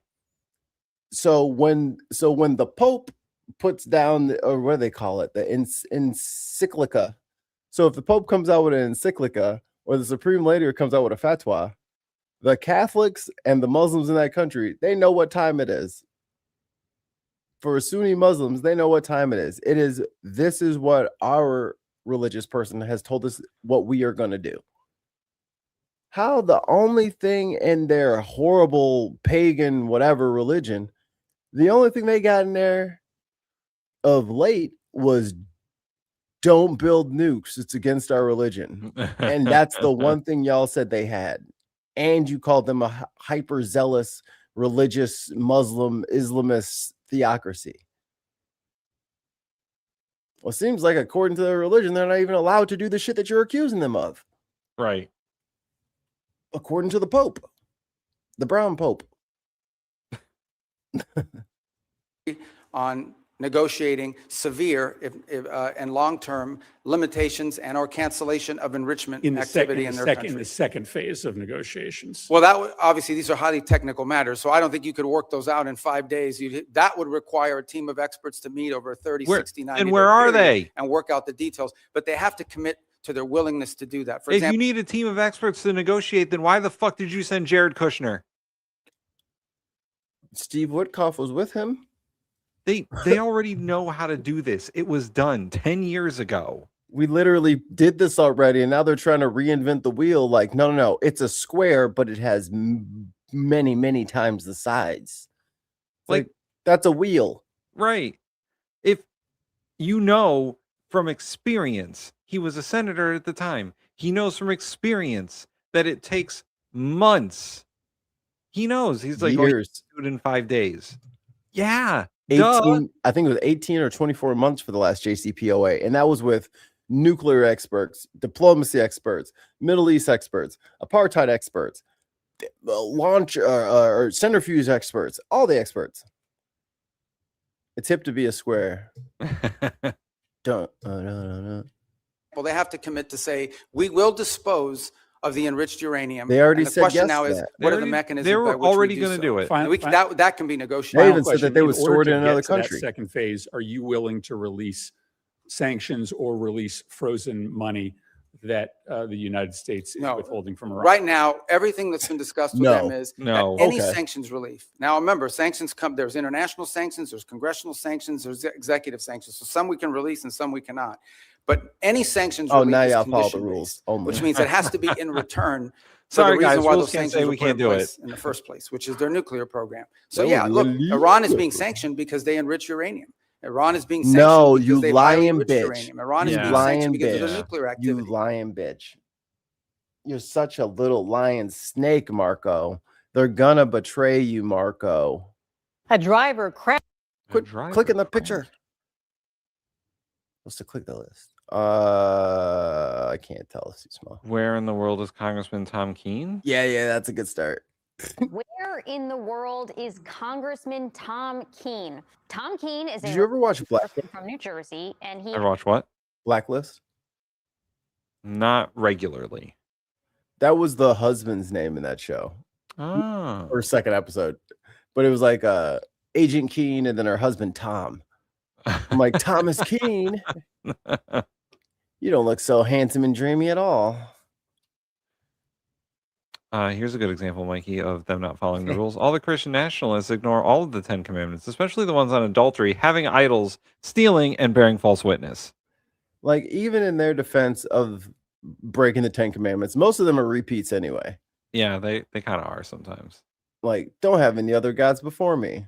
Well, Trump is their god and their idol and their lust and their... They stepped in a couple of rakes there. Yeah, Trump, they are coveting thy neighbor by coveting Trump. Do unto others as they do unto you. Yeah. Don't see that shit happening right now. Nope. I do plenty of nice things onto others, and they don't do them to me. Unless someone's like trying to get out of like a blocked driveway on the road and they're like sitting there with their signal and they're like fucking, you know what I say? Fuck you. No. Or the people. Fuck you, 16-year-old high school girl trying to go to fucking work. Trying to go to the fucking burger shop. Fuck you. You wait. You wait until the light. Tess says your shirt is way too fresh. I had to bribe the girl behind the counter. $20. My biggest pet For a peeve $10 shirt is the people who just fucking go, like they take the turn and you're not letting them go, but they wave to you anyway. Like, thanks for letting me go. That's when I'm like, fuck you. I wasn't letting you go. I think it was Adam Ferraro. He had a stand-up bit. He's like, and when you're driving, he's an Italian guy. Yeah. Like, and then you're driving around and then then the guy doesn't give you the wave, and then you're like, okay, and now I have to drive you off the road. And I think like if I hold the door open for you and you don't say shit, I will pick your little stupid ass up and drag you outside the fucking establishment because you don't fucking deserve to walk in with somebody holding the door for you. You deserve to do it your fucking self. And I'm willing to expend the effort to put your ass back at square one so we can get this handled. Bitch, say thank you. Or Just not or say something. thank you and just acknowledge that I have the right of way. That's all that I want. That's is literally, that I you just acknowledge want that. that I have the right of way. And I don't was wave to right. me. I like this one. Yeah, come on. I'll allow it. Come on. I'll zipper. We can zipper. That's fine. I don't zip. But sometimes, This line been hella long. Hell no. Nope. Not over here. And you're But gonna try to sometimes- zip up to the fucking front when you was way in the back, fucking going 80 miles an I hour in the hate far that right, shit. 80 I miles hate an hour in that the shit. far right hand lane, they're gonna screech on the brakes and scoot in at the last second. Yeah. Hell no. I Yeah. will buy a new car before I let you in. And then they look at you like you did something wrong, like you're not letting them in, and it's like, fuck you, buddy. We both gonna be at the pearly gates talking about something. Yeah. Actually, no, I told you did not have the right of way, and I wasn't playing. we're playing the fucking game now. It's called I'm Going and You're Not. That's the good thing about having an SUV is sometimes I can just use the bulk of the vehicle to just kind of intimidate people into stop or not doing things. I was like, I did go that. ahead, I can buy a front fender. Yeah, I did that with the food truck quite often. Oh yeah, You gotta no, use your size. my vehicle is entirely made out of steel and aluminum. What's yours made out of? Ground plastic. Soon to be ground plastic. All right, we've joked enough. Yes. Stop. Hey guys, Where stop distracting in the us. world is Congressman Tom Keene? Tom Keene is a Republican Red congressman Redding from City. New Jersey, and he hasn't been seen in public for nearly 3 months. This photo is actually the last public sighting of the man, and he has since missed more than 100 votes Ooh, in that could be Congress. good. Fire and he's his provided ass. no explanation beyond, quote, a personal medical issue. Dead. But He's probably dead. happy to know that his stock trades No, are he's not still dead. going through. According to financial records obtained by Notice, Keene bought and sold shares in 8 companies during his absence and could have earned anywhere between $50,000 to $190,000. Who For does he reference, represent? the salary of a Jersey. member of Congress is $174,000. Look, everyone here at MS Now is wishing nothing but the best for Right. Congressman Keene and his health. If it is something serious, we very much hope he gets well soon. He is far from the first elected official to miss extended time off because of health issues, but I'm sure his Yeah, some people had constituents in New cancer, Jersey are hoping for amputations. more answers here. Birth. And, dropping mines, by the way. Didn't mean to do that. Where in the Oh, boy. world is Congress? Oh boy.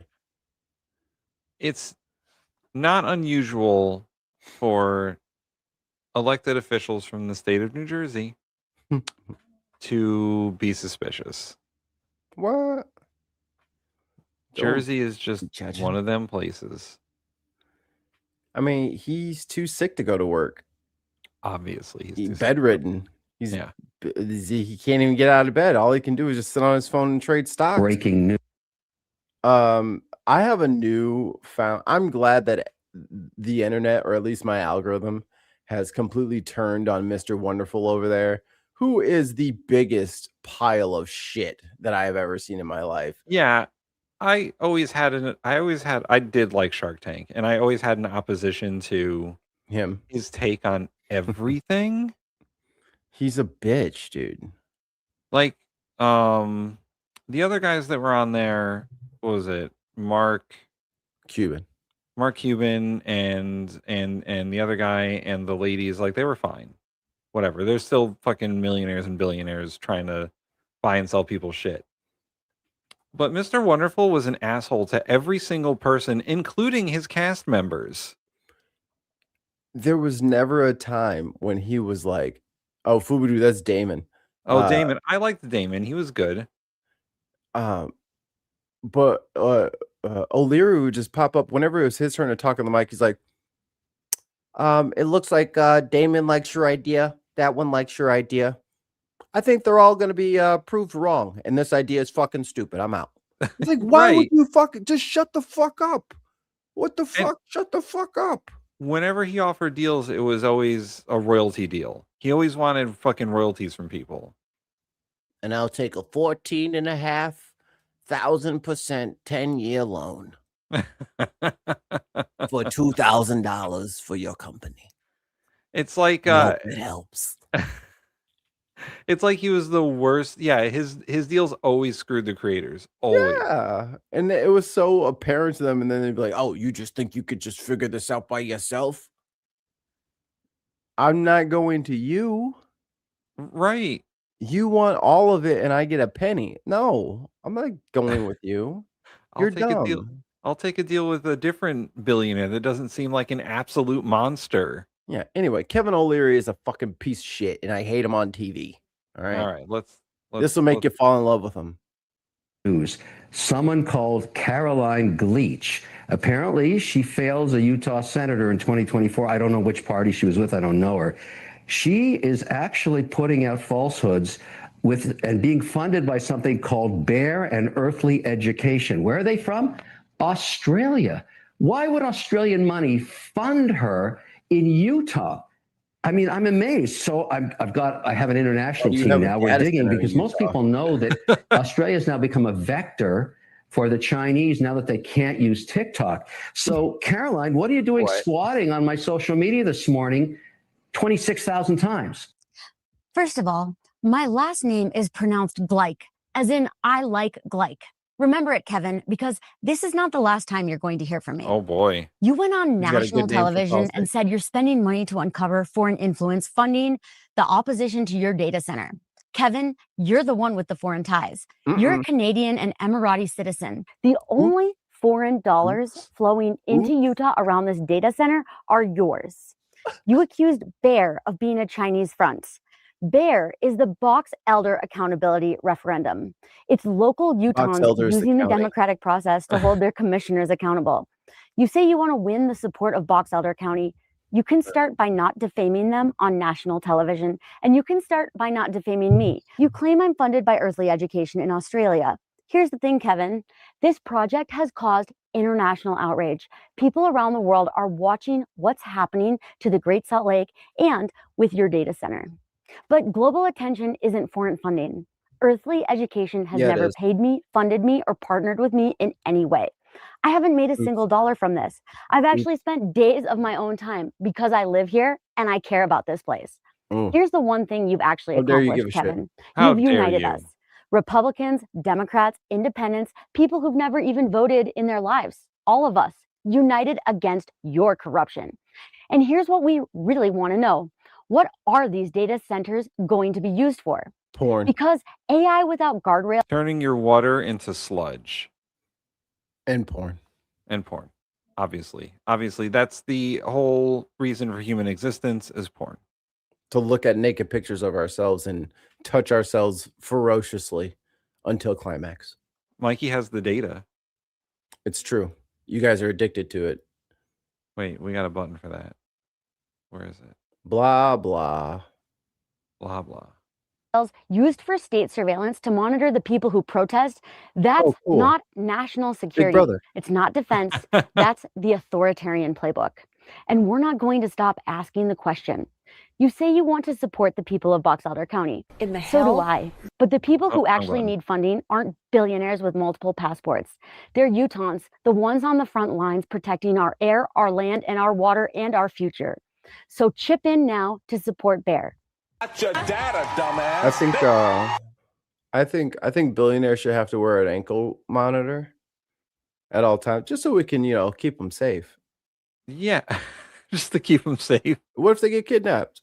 I mean, yeah, you don't want any more Luigi situations. So we need to keep an ankle monitor on them at all times. And actually, if they could just stay in their homes for now, just stay home. Yeah, yeah.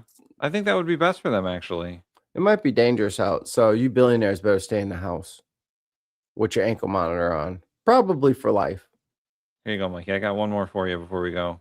This one is related to the one we just watched. It's about data centers. Things have never come easy in the Texas Hill Country. For generations, the ranching communities here have faced down everything from I heard through the whatever trials came their way, and all with a quiet pride. It's land. It's our God-given right to own Oh, God. something. Like, Staffelson, $4.99. Don Jr., Hunter Biden, 2028. Let the younger generation take a crack at it. Hey, you know what? Crack is the best line you could have put in there. I can see the poster now. Instead of hope and change, it'll be like hookers and blow. I like the setup and the punchline. I think it's good. I think it's I think good. that's a solid 8 out of 10 joke, Staffelson. Yeah. Feel free to treat yourself at the bar on the way out. We appreciate you. That's good stuff. That would be a good laugh at the open mic, I think. Oh, take a crack at it, and it's both of them with like a rolled up $100 bill on 2 lines, and the lines are like on a map, and it's like the Mississippi, and they're just snorting the Mississippi from either end, and then they'll meet in the middle like Lady and the Tramp with some spaghetti noodles, and then furiously make out. Gross. Again. this we fought for it. We had to work hard for it, as many Americans have. But for Rena Schroeder, the challenge is different now. Chickens. Come on, chicken. Yeah, come on, She owns chickens. this ranch in I could Lott, tell. Texas, population 644. Damn. Says she's in the fight of her life Damn. against AI data. There's more centers. chickens than people in that town. I graduated with 650 people. Yeah, my high school graduation class was like 500, and it's almost that town. Cortez was one of those people. Wow. That's right. And look at him now. And look at him now. Those behemoths, big tech can't seem to build quickly enough. Spurred by low regulation in the Lone Star State and cheered on by the president, massive campuses are consuming vast Texas swaths doesn't of have rural zoning Texas. laws. This one, the equivalent of nearly 200 football fields. The facilities house. That's the problem. Texas doesn't have any zoning laws, and they can build that shit wherever they want. And they got a ton of space too. Mm-hmm.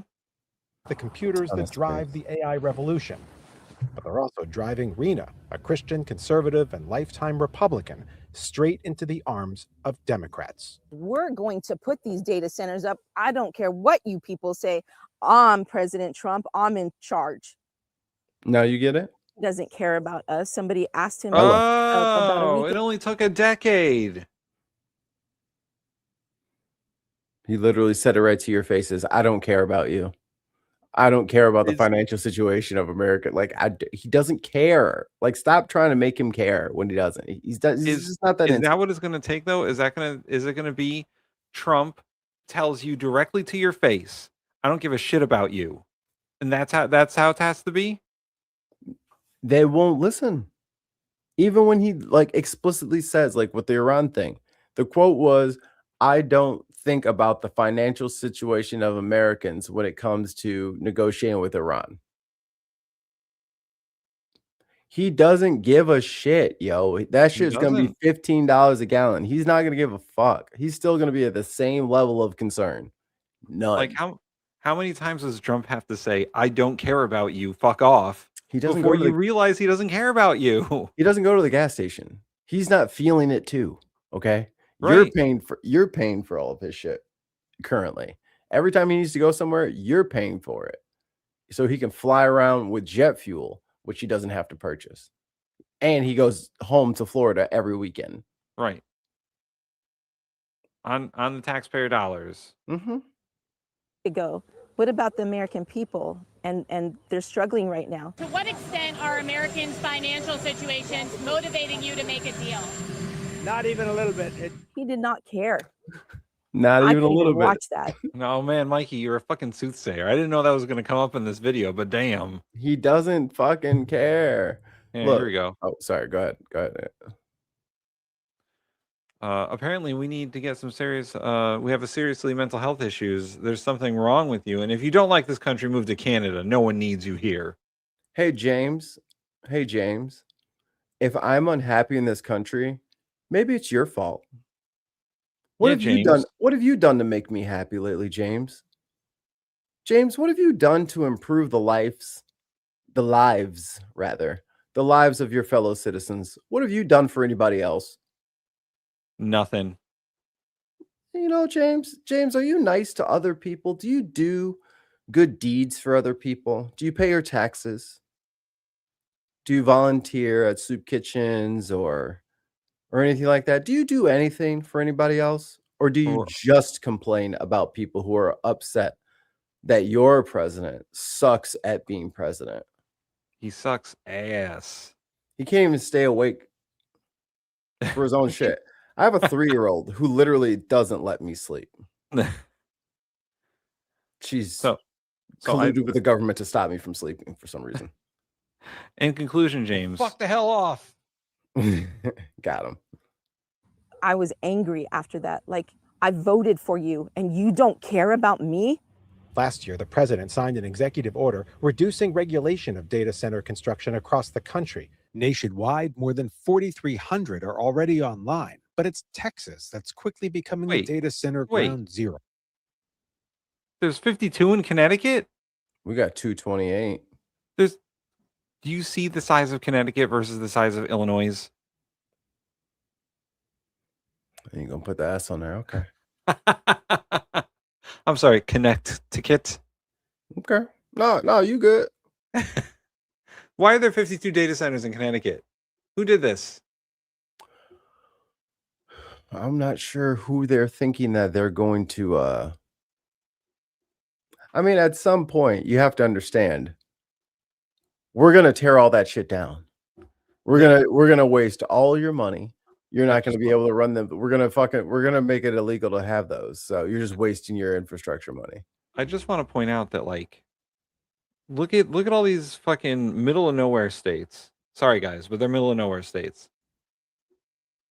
North Dakota, South Dakota, Montana, Nebraska, Oklahoma. Where are all their data centers? They got all the land. They're being built right now. Uh-oh. Uh-oh. Oh, man. So, sorry. That's the end of the show. We got to go, guys. And that's all the time we have. Nah, y'all can leave. It's fine. I'll take over from here. I got this. Don't you worry about this. I like how he's already branded a show. He's called Afternoon with McKinnon. Yep. How to be a driveway dad. My bike chain came off. Oh, I got it. Come here, you little fucker. No, oh, seriously, you got a heart to go, Mr. McKinnon. Shut up. No, seriously, y'all can leave. You can get out now. Press play. We gotta finish. We gotta finish the story first, McKinnon. No. Yeah, I'll finish it. Hey, how many data centers are in your state, McKinnon? 464.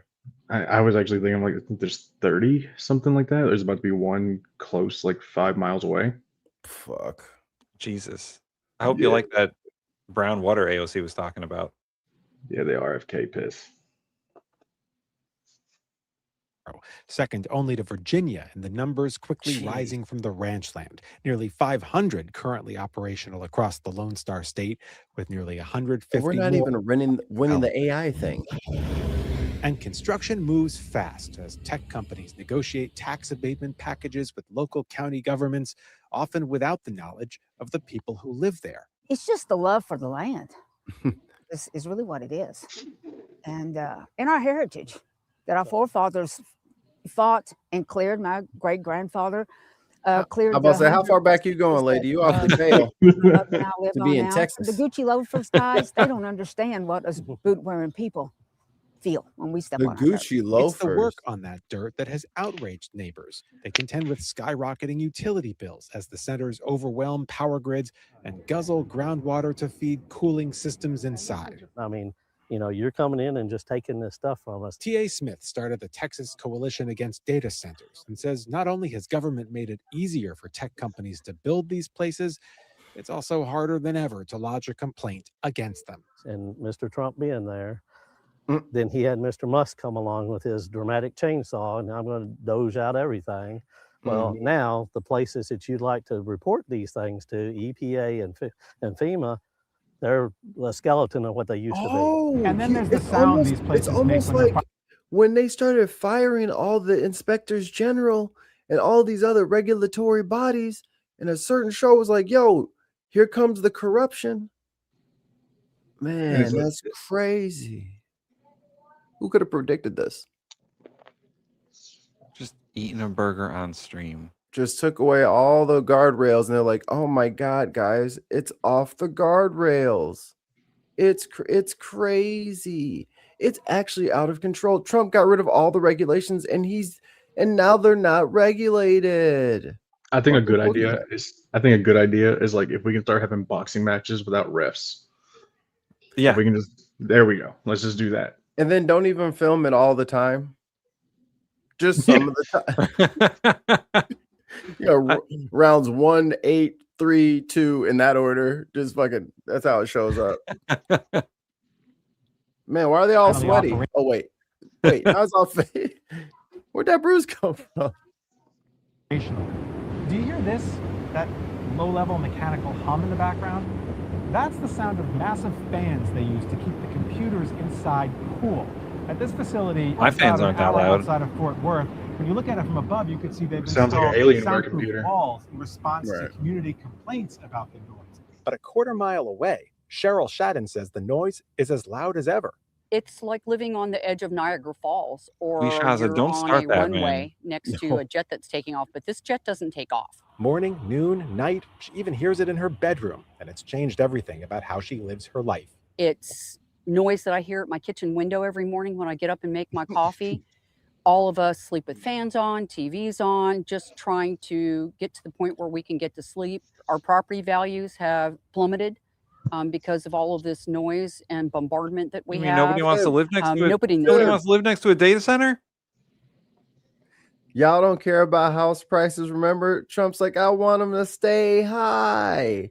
You don't give a fuck about the market. Now you care about the market because you want to sell. But when he was like, yo, I'm going to keep these artificially inflated home prices way up there because it makes people feel rich. Feel rich. Get some ear protection. Because I think it's Ben Johnson.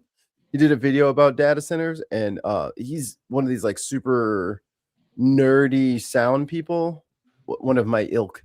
And he made like a thing. He made like a sound beam blaster gun where like if you stood in its rays, you couldn't really talk anymore. It would like fuck you up. That kind of shit. The brown note, he did a full video on the brown note. A note so low and powerful it makes you poop your pants. Yes, I've heard about this. Lots of sound stuff. But he went around to data centers and the Grok thing, and then one of the Meta ones, I think. And he put microphones out there, super sensitive microphones out there. Oh yeah, your body and your mind can hear those data centers. You can't perceive it, but that infrasound underneath regular sound is providing you with psychological and mental damage. It's not good for you. Emotional damage. Yeah, it causes you fucking like anxiety and stress and lack of.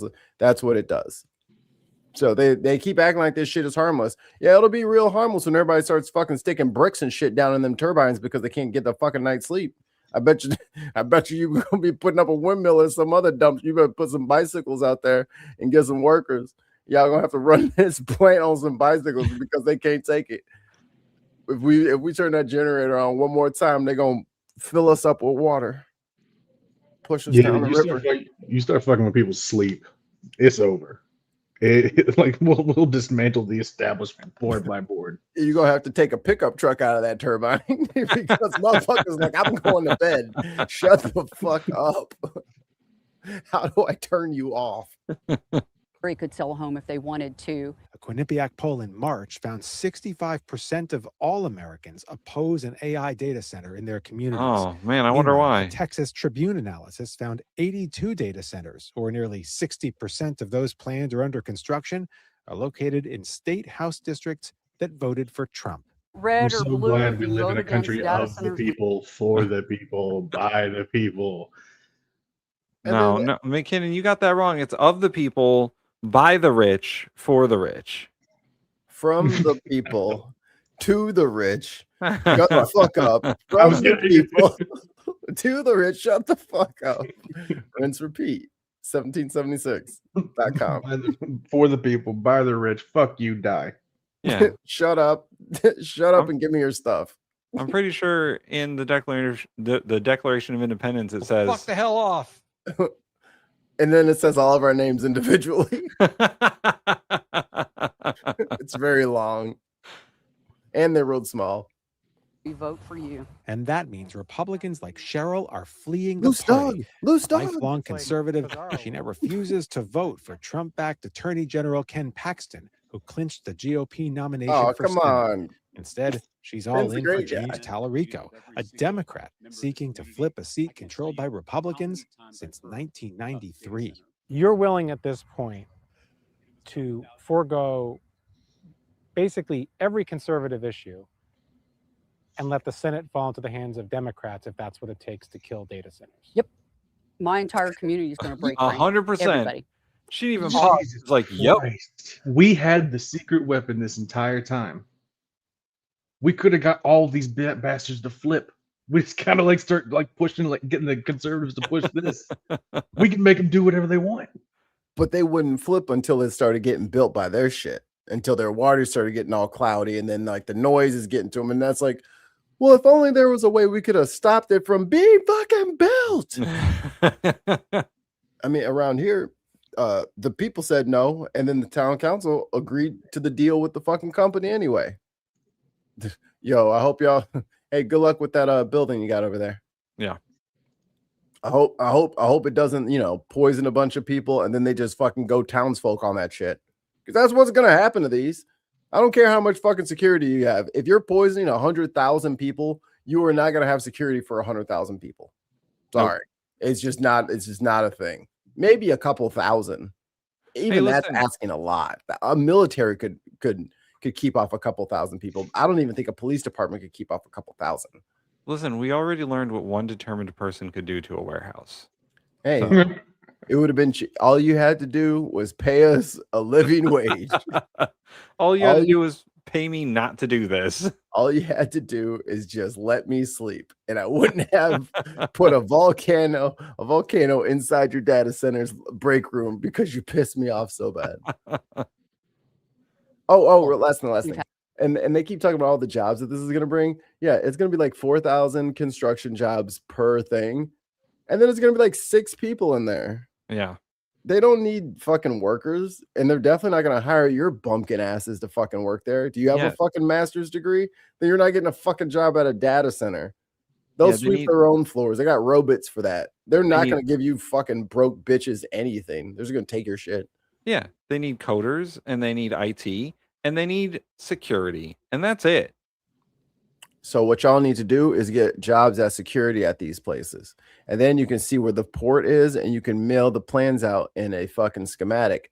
And as long as it gets to the rebel forces, no matter what we have to do, we have to get those plans. We just have to get somebody on the inside and get those plans of the Death Star to the rebel front. Because, they built a weakness into the design. Mm-hmm. There's a port. There's the exhaust port. Yeah.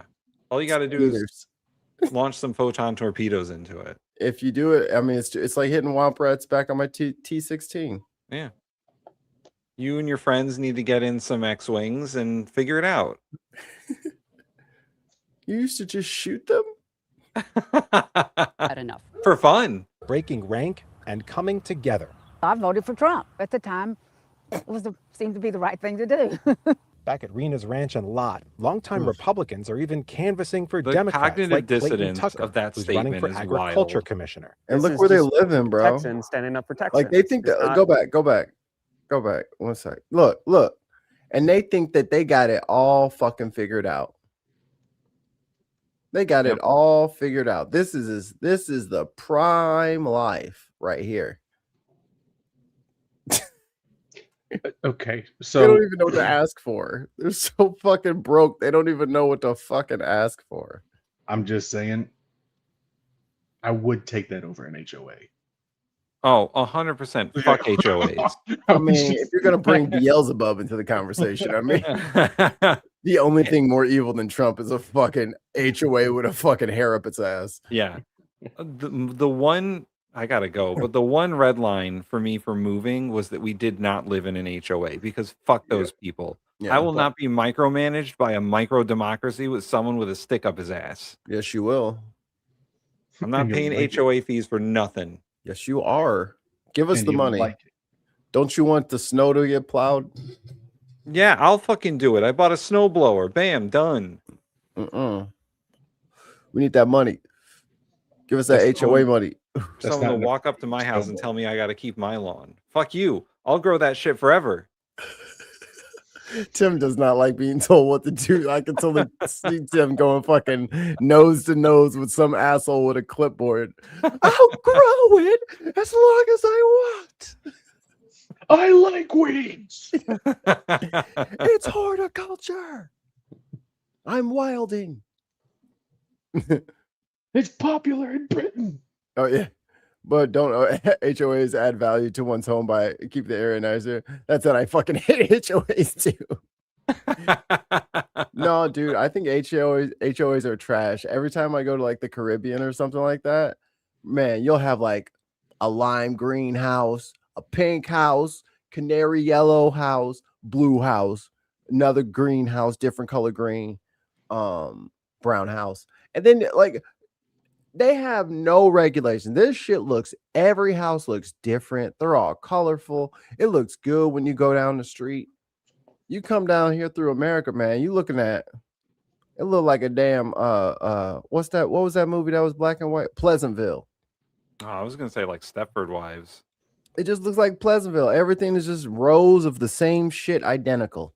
Yeah, American suburbia is boring as fuck. It sucks. We all used to wear the same suit and trench coat and like, you know, fucking fedora hat. Now we just all have the same fucking house. There used to be only 3 models of car. Now there's only 3 models of house.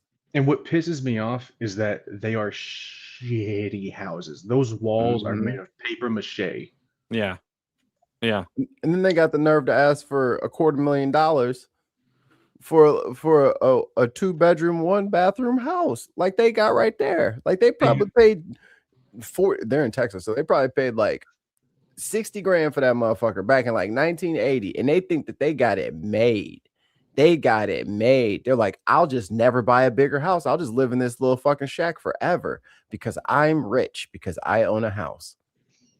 Well, and the thing that pisses me off the most is that my kids would gladly go back to living in one of those houses. They're built. We moved back to this other town, and they're building one of those like master plan communities right now, and they're just looking at them every time we drive by it. They're just like their hands are pressed on the fucking windows, like.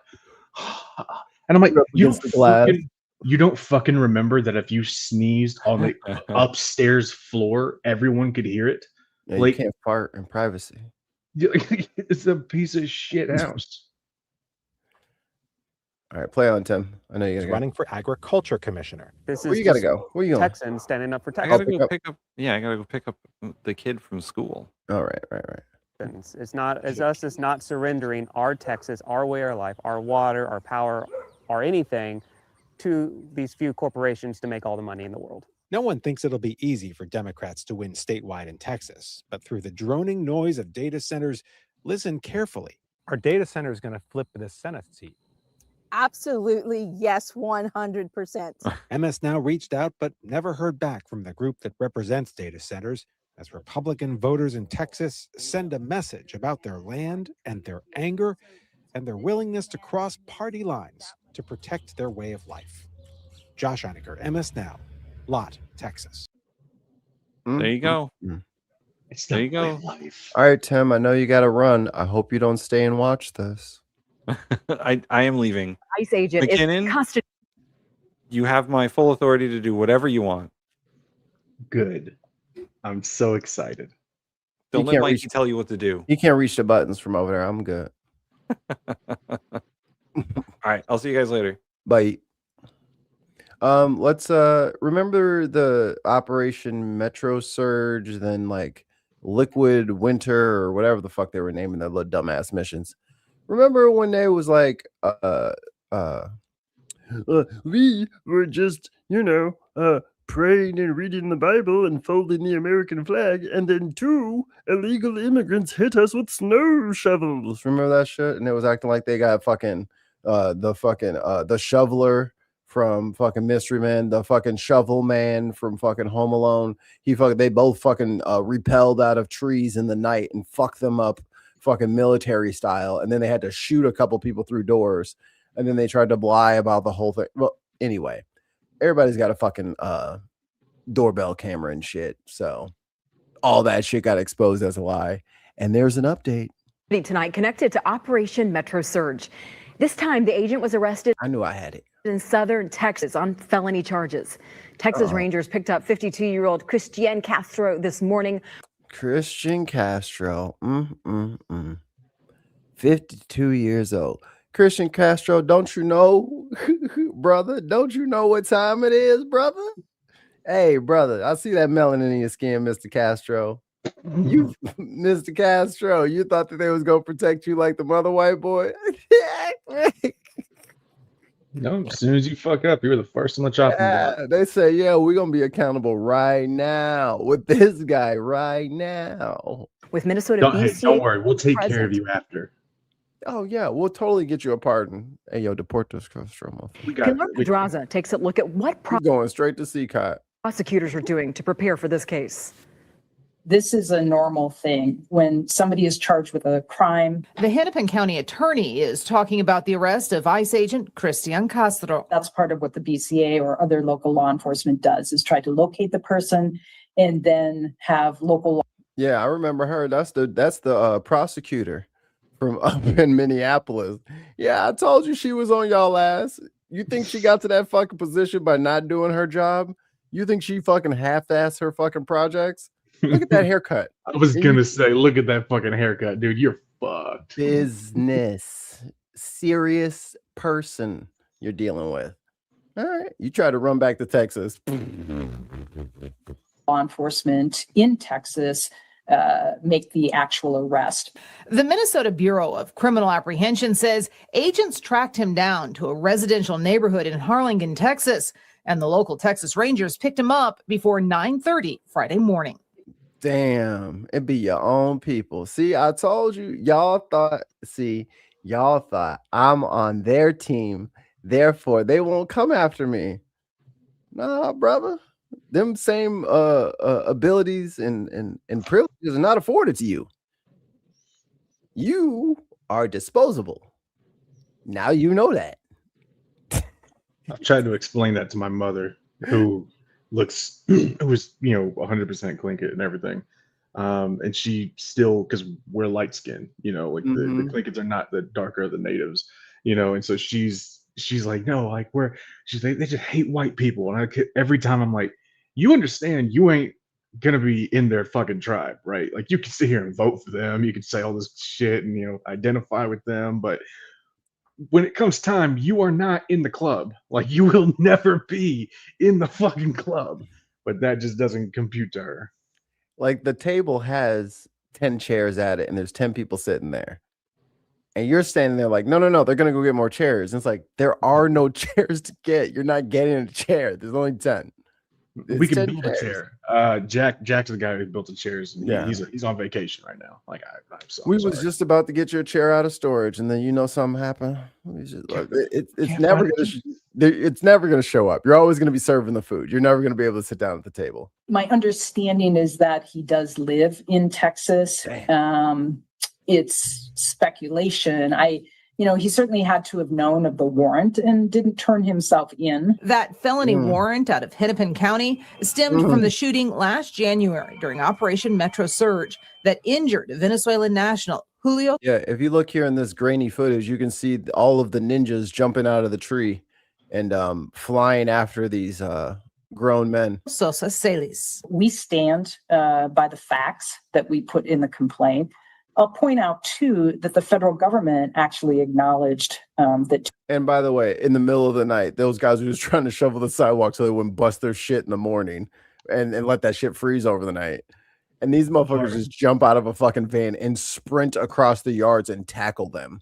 They have to get these hardened criminals out of here, Mikey. What don't you understand about that? What if he would have shoveled the neighbor's drive or the neighbor's sidewalk too, and he didn't do it right? Two ICE agents, including Mr. Castro, lied, and they were compelled to dismiss charges that they had filed. Yeah, they did lie because they said they were attacked by snow shovels when they clearly just chased the motherfuckers down and tackled them.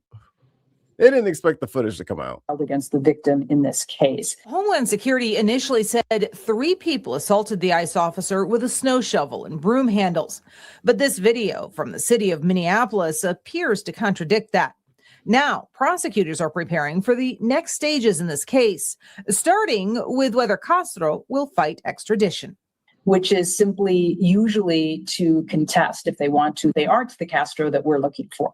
So it's not on the facts of the case at all. Most people waive extradition. Once the case is back in Minnesota, Moriarty says she fully expects Castro and her last name is Moriarty. Yeah, you're fucked, bro. the nemesis of Sherlock Holmes. Oh, you're cooked. Her last name might as well be fucking Bowser or Robotnik. Like, you're doomed, brother. That genuinely sounds like a movie plot, like the whole thing, like a dark comedy. I'm here for it.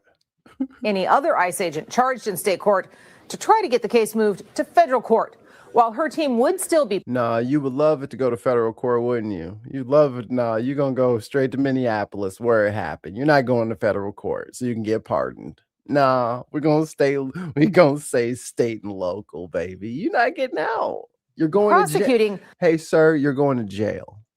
And for the rest of y'all, when these warrants come out, turn yourself in. Because if they have to come get you, it's going to be different. The jury's going to see it different. So just remember, the jury is who you're trying to impress at this point. So when the summons comes down, just turn yourself in. All right? And we'll get you boxed up, put away, and that part of your life can be over and done with. But if you make us go find you, well. A move like that would open a new defense option for the agents, but she says state law would still apply to the case, and in the case of a conviction, prevent a presidential pardon. Oh, in the newsroom, Pilar Pedraza, 5 Eyewitness. They think of everything. That's so annoying. Every time. That's so annoying. It's like they're professionals. It's like the stupid swamp. Okay, so our queen, AOC, was in Missoula, Montana. Politicians start. There's a Missoula, Montana. There is. I thought there was only one in Missouri, but I thought Missoula, Missouri was stupid, but Montana has one too, I guess. But she's stumping. You know, she's out there for Sam Forstag. That's how you say it. Forstag. I don't know. I thought it was Forest Ag. I don't know. Sam Forstag in Missoula, fucking Christ. Sam Forstag. Fuck it. He needs a new. That's why he's Sam from Montana. He should have just put Sam Tana. And then he should just walk around with the hat with the kerchief on it. And just a PRS guitar and a little pocket amp. Here's the best part, McKinnon, and this is why his message is going to get over the top, and this is why he's going to appeal to all the voters. He doesn't actually know how to play guitar. It sounds terrible. But he's going to get better. And then like the people are hooked because they want to see if he actually learns how to play a Santana song. I think we got him. But she cooks. Answering to corporations instead of the people they were sent to represent. And I understand the anxieties, especially when it comes to being able to afford a place to live and to feel like our ability to have one home is being eclipsed by other people's 4th, 5th, and 6th home. Hello. That's good. Okay. Now, there are some folks that would tell you, Montana, there's some folks that will tell you that's just the way it is. And that's just the free market. And that's just because that's the value of that property. But I want us to consider a different understanding of this. Uh-oh. Because I really think that someone values their first home, their only home, a lot more than they value their 10th. Uh-oh. Heating up. A lot more.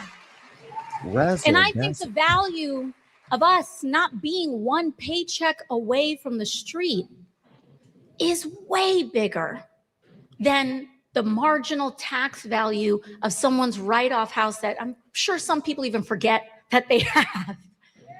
In terms of how wealthy some people are.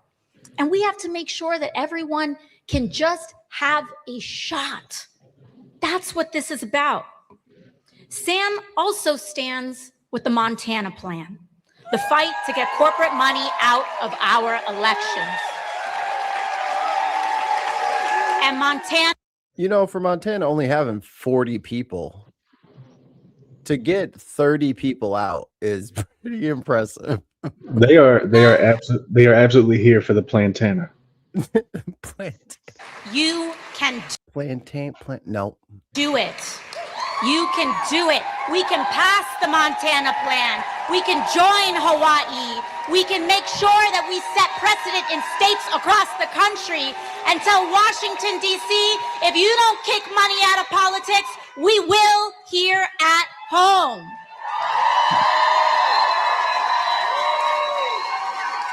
See, I like it when she goes to the top gear. Get into that preachy voice. It works. It works on them. It has been so cool watching like her from like the very beginning to where she is now. You know, like just because at first she was not this. I mean, she No. was like very much, you know, had a lot of promise, but at the very beginning she was still learning shit. You know, she just gets better and sharper like every fucking year. She's very dynamic, and she's adjusting with the times, which is good because she's not old and stuck in her ways, and I'm only gonna do this and I get money from these people. Like fucking Chuck Schumer, Hakeem Jeffries, and them have been confronted straight up. Yo, Israel's paying you, and you won't vote to stop the genocide. Are you gonna stop taking the money? No. What money? No. I wouldn't. Not even a fucking lie denial. Just no. I'm keeping my funding exactly the way it is. Oh, well then fuck us, I guess. It's a battle Montanans have been waging for over a century, and it's why this state wrote one of the most populous constitutions in the United States of America. We're coming home, Montana. I mean, it kind of works, you know. We're coming home, Montana. We'll accept it. Hey, over the line, okay? Declaring more than 50 years ago that the rivers and streams belong to the people. That the air and the water must be protected. And that ordinary citizens are the foundation. Someone said, "Wow!" for fucking ordinary citizens. What was that guy who did that? Woo! And he like ended his presidency. I can never remember his name. His name is Dean. I was like, it's Dean something. It's where's Cortez? Cortez knows his. Yeah, Biao. Who's the Biao guy? Howard Dean. Howard Dean. That's what it was. We've never unboxed Howard Dean. Nope. Well, he'll have to get on. We'll have to do just one particular video of his, just for old time's sake. And that ordinary citizens are the foundation. I missed it. I'm sorry. And that ordinary citizens are the foundation of our government, not anyone or anything else. Like, how do you argue again? How do you say, oh yeah, AOC was up here last night talking about everyday ordinary citizens? What a leftist crazy bitch. You know what I mean? Like, I don't know how they can, and that's what I'm super proud of her and Bernie, because they've been going out there saying exactly what the Ben has been saying. We're normal people. Like, yeah, there's the red team and the blue team, and they do their stuff. Yeah, but are the bills going to get paid? Do we have enough money to make shit function? That's all we motherfucking care about. Don't care about all the other shit. Leave everybody alone. It's easier. Montana, it was you that etched those words into their constitution because you had to. You knew it way back then. You knew it. Because this place is a place. Because a place this beautiful, you have known, has always drawn people who wanted to take from it without ever giving back. And in every generation, this state has had ordinary people here stand up and fight back. I don't know how y'all, Republicans, I'm sorry, JD is not touching her. Marco is going to get his fucking clock cleaned. Y'all are cooked. Get ready for President AOC. It's happening. It's happening to you. Does it not feel like across like the Democratic Party that someone has been like scheduling like speech giving lessons like to multiple different people? Because like I've been noticing like for the last 4 or 3 years, like a lot of them are getting better even when they're in like hearings.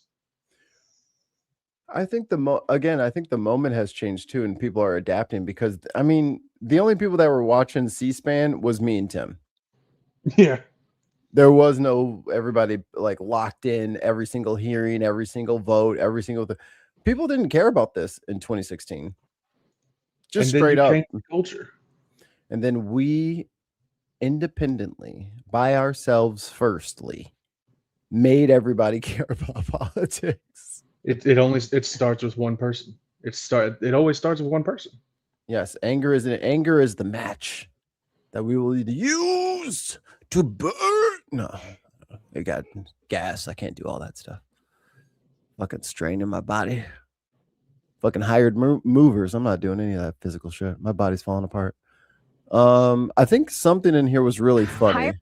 Come on, Nicole, what you got for us? Come on. Everyone, happy Monday. It's 4 o'clock in New York. So it only took 11 years, but finally, at long last, there is an idea on the table that is too toxic, too smelly, too horrible for Donald Trump. It's, of course. Yeah, this is a sad day, y'all. This is a sad day. Trump doesn't get $2 billion of your money. Poor How is guy. he going to save America if he doesn't have the funds, Mikey? Why are you making a joke about this? It's not like he's increased his own personal wealth by $6 billion. It's not like he could fucking pay the January 6th his fucking self if he really wanted to. He actually has the money for something for once. He can actually afford it. That ain't liquid wealth, my man. Like, that dude has no cash in his wallet whatsoever. He just rug pulled on the fucking Trump coin. He got at least 800,000. He got some of it. It's the $1.8 billion slush fund to pay Donald Trump's allies and cronies and supporters, up to and potentially including the violent insurrectionists who assaulted cops on January 6, 2021. That idea. I low-key almost, I still might do it. I might get in trouble from YouTube, but it might be worth it. The CNN coverage of that day is still up. We can rewatch it since y'all don't remember what happened. We can rewatch it, and we can rewatch the dude dying after he fell off the fucking thing. Remember, he was climbing up the sides of the fucking the steps are literally right there. The steps are literally, but he was climbing up the side and fucking fell off and broke his shit. Yeah, we finna watch all. It took them hours to get inside that building. They didn't just walk up there and just kick in the door one time and then just sprint in there. They was in there for hours. And we can watch it. Yeah, that slush fund died an unceremonious death today. A senior White House official confirming to our colleague Jackie Alamany news that was first reported by Axios that the Trump administration's plans to drop the controversial fund are true. It's unclear at the moment how that part of the story affects the deal that it was part of, this deal with the IRS, where they agreed to effectively grant immunity to Donald Trump and Trump's kids and Trump's businesses from. Like, tell me you don't know how to run a business and you constantly be fucking up the books without telling me you don't know how business you constantly be fucking up the books. Because I'm telling you, like, he's like, first of all, no one can call me ugly. Second of all, no one can make sure that I'm not stealing because I'm not a thief. But I just want to make sure nobody goes up behind me to make sure I'm not stealing. I'm not a thief. Stop fucking asking me if I'm a thief. I'm not a thief. But no, you can't check my pockets. Yes, I'm jingling with all of your. Yes, I'm jingling with all of your fine silver in my pockets. Yeah. Wearing a fucking burglar mask while he's like saying this shit. Like, why would you think I'm a thief? He's a shiesty on right now. You got a shiesty on right now. Any and all tax audits and investigations now and forever in the future. Hey, you told me you was going to give us your tax returns, but you was being audited. So we just not going to get those? All right. But as for the fund, which was part of that settlement, take a listen to what one of the law enforcement officers who defended the United States Capitol on January 6th and everyone inside of it said when the slush fund was first announced 2 weeks ago. I think adjectives have lost meaning in describing the act. No, look at this dude. Woke, liberal. He's got that clearly Leo haircut with an American flag painting behind him. He's clearly some sort of socialist, communist, Marxist, Leninist, arborists, arsonists, elasticists.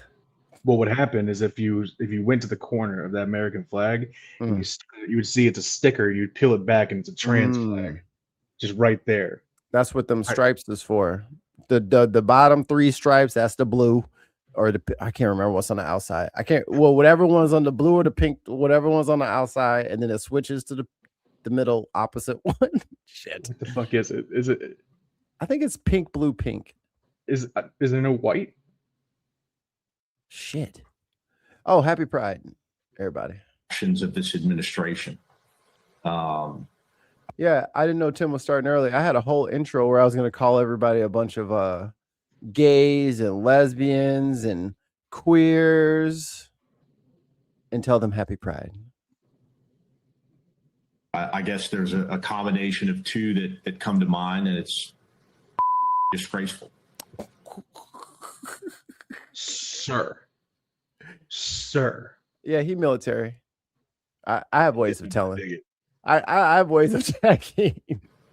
That taxpayer money would be used to compensate violent insurrectionists. And let's make no mistake about what this fund is going to be used for. This fund is going to be used to pay violent criminals for committing violent crimes on behalf of Donald Trump on January 6, 2021. And that's it. If January 20th was the nail in the coffin for accountability on January 6th, in Trump's pardoning of the 1,500 plus insurrectionists that participated in the events of that day. Someone played a clip of it. I can't remember which channel it was. I didn't realize on January 20th when he sat down at the Resolute desk, he was like, "Oh yeah, this is the one for the political hostages." Yeah. Hostages, he called them. This was like salt on the wound. I want to stop for a second and address the question I get more than just about anything else. And it's this: Does any of it matter? Does anything that anyone says matter? Or people numb? Everything matters. What Michael Fanone said that day, that was 14 days ago. That mattered. He was on the side that won today. It was an idea that was, in his words, effing disgraceful. And now it's dead. Now the question is it dead because it was simply too tyrannical and toxic and insane? No, because his own party was going to torpedo it and he was fucked. They're like, dude, this is right before the midterms. You cannot do this right now. You cannot do this right now before the midterms. We're already going to get body bagged. And if you give away $2 billion of taxpayer money, we are going to get fucked. And while our Oh, Tim must have put this up here. What is this? Let me see. I thought I had another thing. Let me see if I can find it. I was like, don't do Joe Scarborough. Y'all always fucking use Joe Scarborough. Don't go there. Tim does that. That's Tim's. I've never picked a paper shuffling with Joe and Mika. He's annoying to me.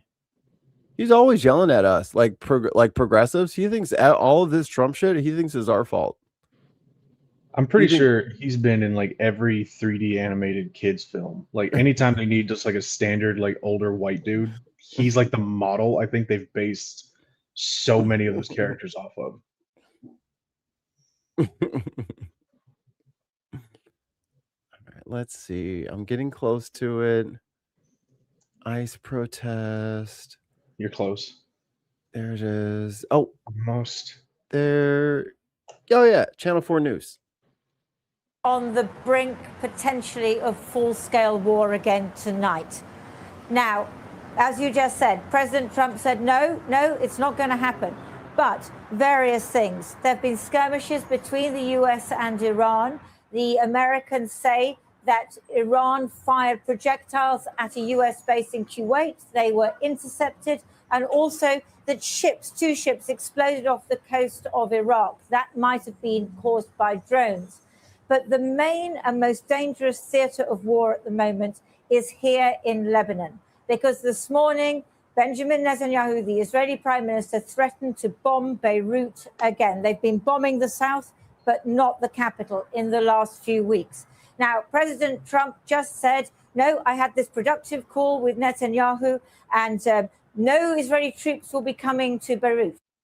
Yep, no troops coming, boys.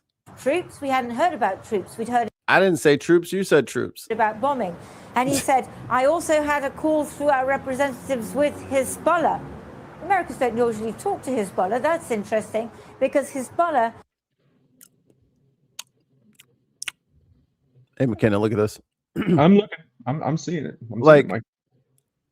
Hey, Nemesis. Why they plead guilty?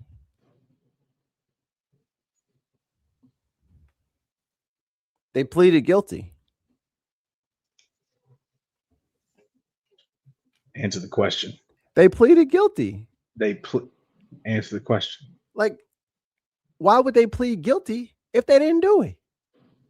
Pray tell. If there was evidence proving that they didn't do it, they would just say not guilty, Your Honor, and then have a trial, and then provide evidence proving that they didn't do nothing. Exactly. Isn't that exactly what would have happened? Huh. But you said Nancy did. January said the real evidence says it was Nancy. Okay. You wouldn't happen to have any of that evidence on hand, would you? Or can you tell me? Can you tell me where to find some? You got it in a drawer somewhere? Where'd you get yours? What store? I'll go to that store. I'll get my own. You ain't even gotta give me none of yours. I'll go get it myself. Just tell me what shelf it's on. I'll go get it. But I think you're coping, buddy. You think Nancy Pelosi is the reason that a bunch of Trump supporters tried to break in that Trump lost? Nancy Pelosi wanted that? So Nancy Pelosi wanted Trump to win? They're on the same team? Are you on Nancy's team? Are you a January 6er? I think you're a January 6er and you love Nancy Pelosi. Get her fucking name off your fucking neck, dude. Stop getting tattoos of Nancy Pelosi, you fucking sicko. Has been firing fiber optic drones. She's fucking married. Into Israel and against Israeli troops who are occupying part of southern Lebanon. Now, what is happening? What is happening is the Iranians have been making threats. They said, we will stop all negotiations. We will unleash the Houthis in the Red Sea if the Israel. Oh. So Israel was supposed to be holding fire and they did it anyway. So Iran's like, cool, I'll just activate the Houthis and we'll just shut down the other strait. Why don't you guys learn? They said, if you attack us, we're going to shut down some sort of shipping situation that y'all got nearby to us. We're shutting it down. No, they won't. All right, well, let's see. Israelis bomb Beirut. So a lot is riding on what does or doesn't happen in Beirut tonight. Oh, look at all these people who are definitely not running away from bombs that are definitely not happening because there's a ceasefire. That's what hey, look at this, everybody. This is what a ceasefire looks like, okay? This is what a ceasefire looks like. We don't know what that's like here in the States because we've never had to be in one because we've never been attacked before. But this is what their day-to-day experience is. Random week, end of May, beginning of June. Just load up everything that you own into your car right now if you don't want to die. Have you guys done that this year? Let's see how many times these people have done it. Gridlock. Experience has taught the people of Dahir, Beirut's southern suburbs, to take Israeli threats seriously. So they load the kids into the car or onto the motorbike and leave immediately, even if they've only just arrived from another place that Israel has already hit. Oh, and I'm sure that little girl in the back seat, you know, I'm sure she had something to do with this war. So she should probably get going because she's a combatant, right? We're from the south. We came yesterday to Dahir and we're now leaving. We're going back to the south. Enough humiliation. Honestly, enough humiliation. Yeah, look at this horrible woman who just wants to stop being fucking indignified by a foreign country. Look at her. She looks so mean and nasty. She looks like a nun. If you guys aren't freaked out about how nuns look, you shouldn't be freaked out about how she looks. But nuns do be freaking me out. Others had come home after the supposed ceasefire. How many times have they had to flee their homes? كم مرة تركتوا بيتكم؟ تركتوا كويتكم؟ هذه رابع مرة يا خمسة. أول قد إيه؟ يا رابع مرة يا خمسة. رابع مرة. Fourth time. Fourth time. Sorry. But Israel regards these families as human shields for Hezbollah. The Minister of Defense and I instructed the IDF to attack. And here go y'all mans right here, and he dovetails perfectly into the other thing I want to talk about. Here's your mans, war crime Netanyahu. Funny how he don't talk to y'all, right? He don't give y'all updates. He wants your Republicans and Democrats. Y'all were pro-Israel first, right? He don't even give y'all reports on a weekly basis in your right language. He won't speak English to y'all. He'll just say what he needs to say in Hebrew, and he know y'all not gonna look it up. Let's see what he has to say. Terror targets in Beirut. In no situation can Hezbollah attack our cities and citizens while their terror headquarters in Beirut and the Dahia remain off limits. Israel can. So there you have it. I got attacked, so now I get to go after a totally separate city filled with civilians. That's y'all, man. That's what y'all signing up for. Continued to strike Nabatea and other towns in the south of Lebanon, where they're expanding the area they occupy. Rescue workers. Yeah, that looks like a ceasefire. All that dust. That looks like a ceasefire. Rushed to the hospital of Jabal Amal near the port city of Tyre, which was badly damaged. It's true that Hezbollah controls many of these places, but they are, or they were, home to hundreds of thousands of Lebanese. In the village of Arab Salim, the destruction. And who's going to pay to fix this shit? Imagine, if you will, this is your neighborhood. That's 10 years to fix all that shit. And this is supposed to make people what? Come together and work towards an assured peace. This shit's got to stop. And I know a lot of people don't get to see some of the destruction, but I think maybe that's something missing from the spice blend over here. Is people need to see some of this shit. Because this isn't just like, oh, okay, a couple of people died. Like, no. This all happened and people died. Hundreds of thousands of Lebanese. In the village of Arab Salim, the destruction is complete. For the Americans, Lebanon may be a second front, but Iran says any deal must include Israel and Hezbollah. An obvious reason for the escalation in the atrocities by the Zionist regime over recent days in Lebanon is to destroy even the slightest possibility for the ongoing diplomatic processes to lead to improvements in the situation. And again, the US is responsible for this. We can't consider the US and the Zionist regime as two separate agents. Yeah, I don't want to show drone footage, but there's footage on there. Stop just blindly supporting shit. Ask questions, guys. You must ask questions.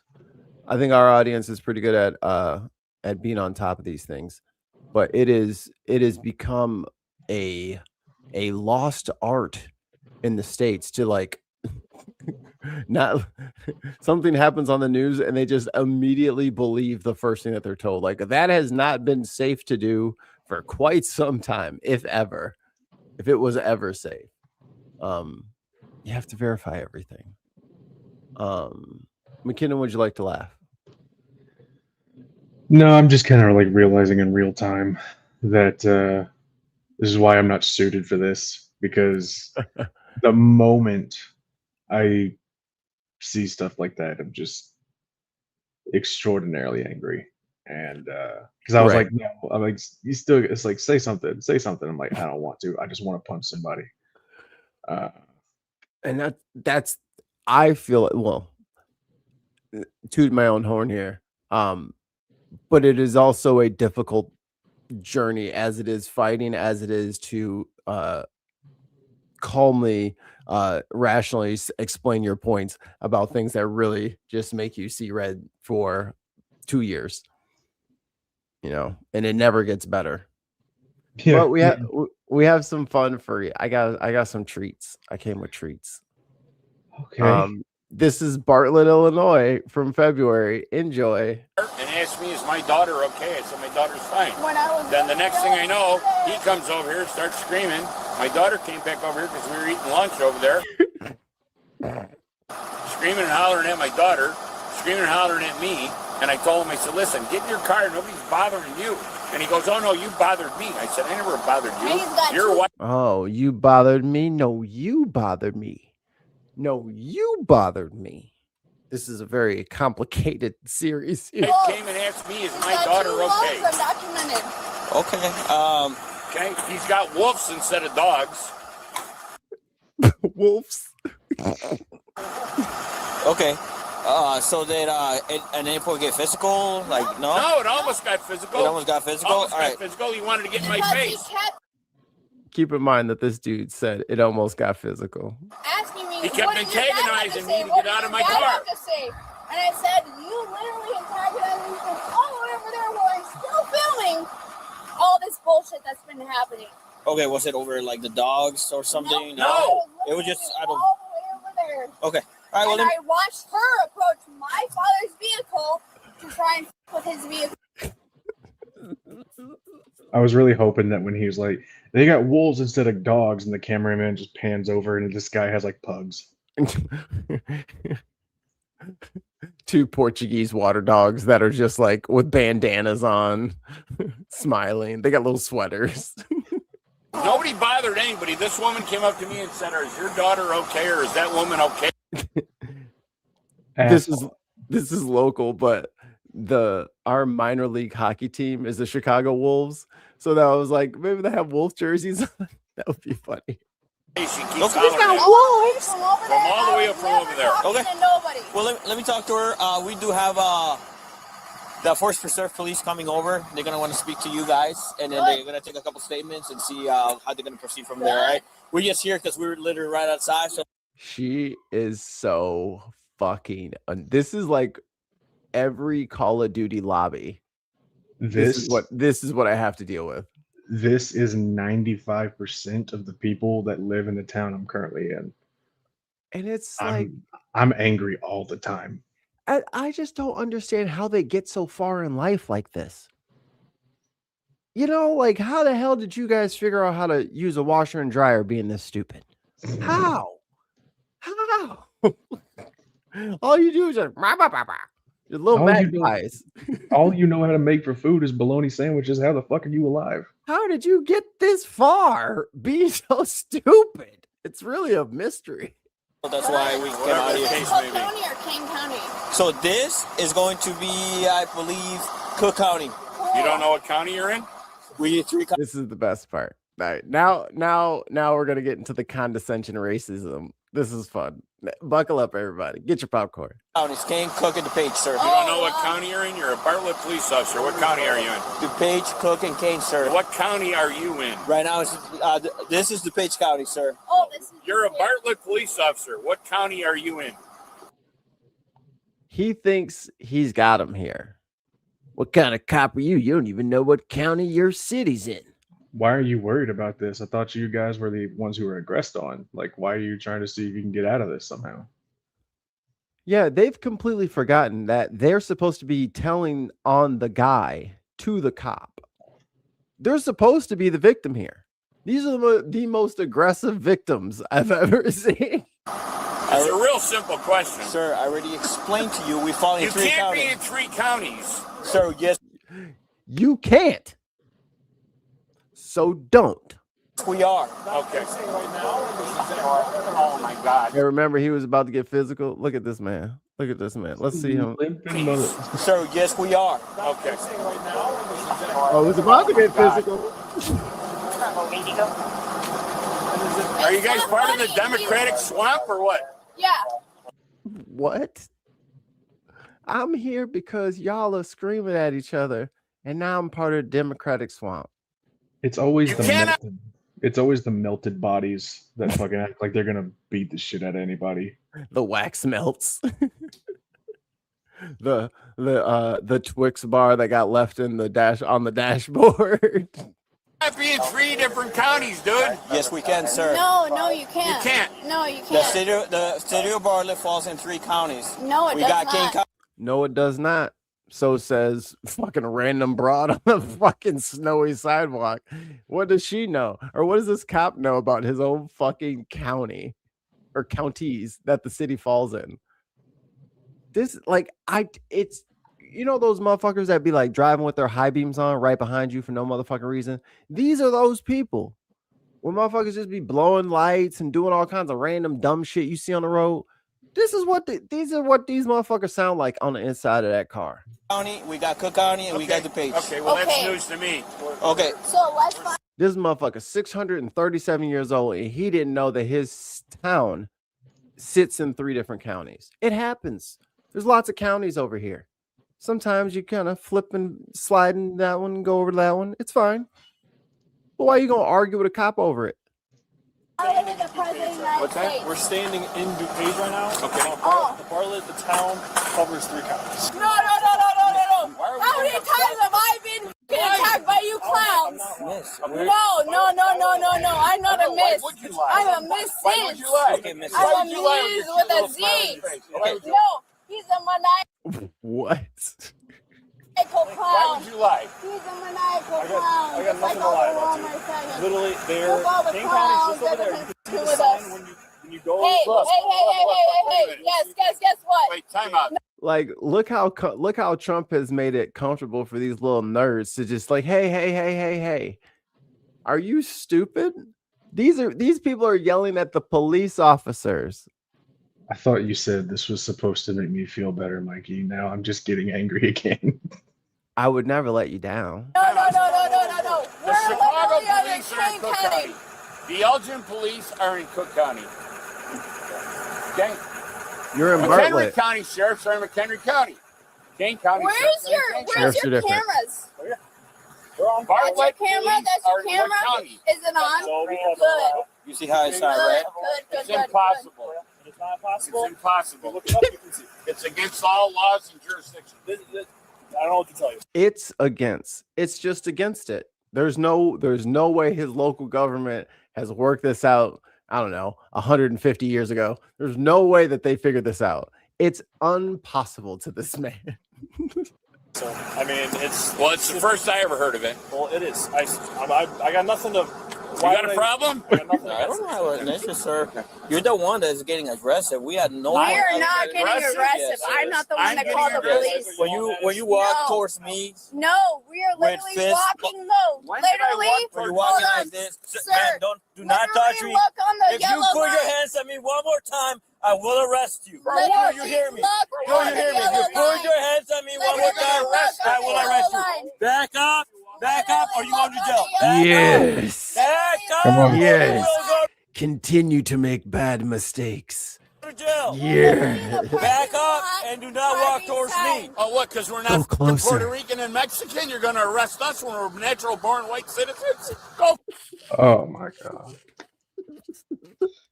They showed up because the guy was yelling at them. Mikey, if this doesn't end the way I want it to, I'm coming after you. It's okay. Trust me, it gets better. It gets so much better. In Puerto Rican and Mexican, you're going to arrest us when we're natural born white citizens? Go yourself. That makes nothing.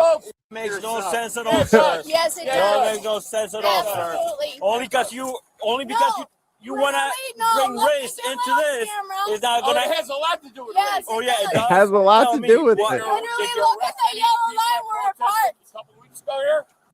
Now she's trying to use the parking spot as if it's the curtilage of her home. This is new. This is new for me. I've never thought of using the curtilage of my parking space to fucking tell a cop, back up, dude. You're in my parking space. But if you park there, you have castle doctrine. It's your pocket. It's literally my home. Like, you're literally in my home. That protested here. Where's your warrant for my orange light, my yellow light on the ground? There was no process, sir. I'm lying. Sir, There was not a protest in Elgin? do you know where you're at right now? Yes, No, I'm an idiot. I don't know where I'm at right now. Well, I just Oh, that's going on the soundboard. Oh my god. Oh my god. That's so good. That's so good. Tested here. There was no process, sir. I'm lying. Sir, There was not a drug test in Elgin? do you know where you're at right now? Yes, No, I I'm do. an idiot. I don't know where I'm at right now. Well, obviously you don't know where you're at because you don't even know what county you're in. I do where I'm at. Okay, so where are you? We're in Bartlett. Bartlett? We're at the Okay. Christmas where we come all the time. Okay, and what county are we standing on right now? I have no idea. You have no idea? No, you know, because Bartlett's in DuPage County. Well, most of it. Come on. Keep your argument up from 3 minutes ago. Okay, you know what date today is? Yes, I do know. What is the date? Oh, today is February 15th, sir. Okay, what date? 2025. 2025. I wasn't asking you. Okay, what about what day of the week? Oh, it's Saturday. Who's the president All right, we'll take that as an answer. of the United States? Oh, Donald Trump. Donald J. The guy that's fucking all your people up and sending them back to fucking Mexico. Okay. Yeah. Like, what the fuck was that for? What the fuck was that? Like, what the fuck? I don't even like cops, but it's like, damn, bro, what was that for? What was that for? We're almost there. Okay, well, I'm glad that you got that on your chest, okay? I'm glad you got that off your That chest, you too. want to Yeah, with us, that you want to claim that I'm in your space when I was literally in the yellow line claiming that you want to claim that I'm in You're touching him. your space. And I wanted to show you in your little camera, you are literally in our space. I'm just letting you know. No, because I still got to get my camera and my Okay, let me see if they want to sign complaints. I think, from what I can gather from this shitstorm of a fucking debacle, I think she was like recording some sort of like social media, and then maybe she was like yelling and screaming. So then these people in the red car were like, "Yo, is she good?" And then the fight started. That's what I surmise so far. Disorderly conduct. Don't let them go. Go run away. So right now you guys are being detained. You guys are not free to leave. No. You guys are not free to leave. If you leave, you guys are being detained. We're investigating a crime. You guys are not free to leave. Like, is she 8? Like, what the fuck? Like, I can see like she's got at least one shitty parent. But it's like, dude, you are yelling no. Like, that is literally what my 3-year-old says. She's only fed a diet of like marshmallows. I want marshmallows with marshmallow fluff. Dumbass.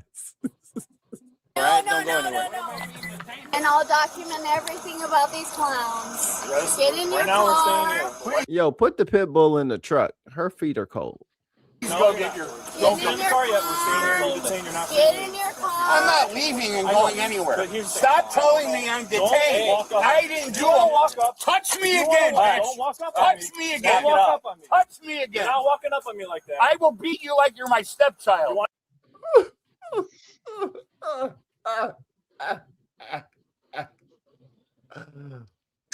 Cinema. I'll tap your knees and you'll fall over. You said the magic word. You know what? Put your head. Magic word. Terroristic threats. You're so fucking stupid. They came to help you, and you were gonna Karen about somebody else. Fine. And somehow you wound up. Get out of the way. Get out of the way. They just just pick her up by an arm and a leg. Out of the way, please. Okay, you're under arrest. You're under arrest. Knock it off. Get man, let go. What the f is wrong with you guys? Hey, what's wrong with you guys? I told you, McKinnon. I told you I had something for you. It's so good. Let's see her meltdown here. This meltdown is epic. I never laid a hand on you guys. Why are you You're not gonna walk up and my face. Oh, you can cuss me. Oh, I need that on a shirt. McKinnon, I need that on a shirt. You can cuss me. Oh no, his headphones died. Oh, too bad. Here.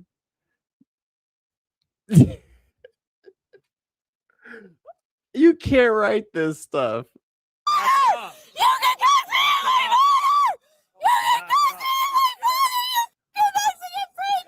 Oh my goodness. It goes on. So they eventually, she's still kicking and squirming. They have to ratchet strap her.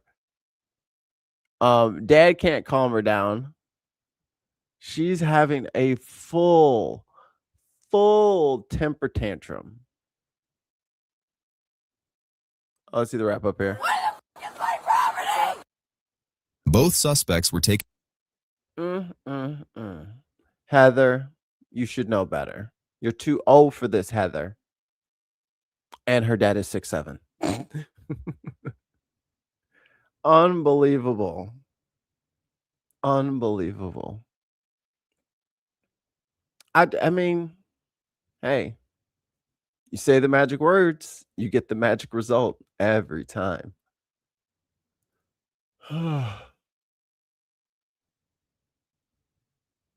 What the? Oh, okay.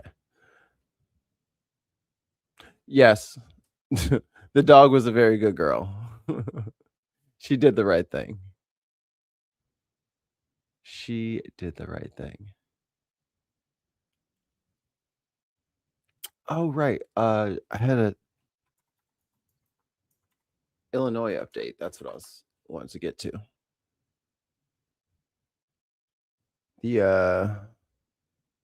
The governor did a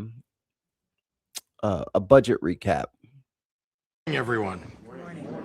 Great to see everyone bright-eyed and bushy-tailed today as we have closed out yet another productive session for the Illinois General Assembly, headlined by our 8th consecutive balanced budget, one that focuses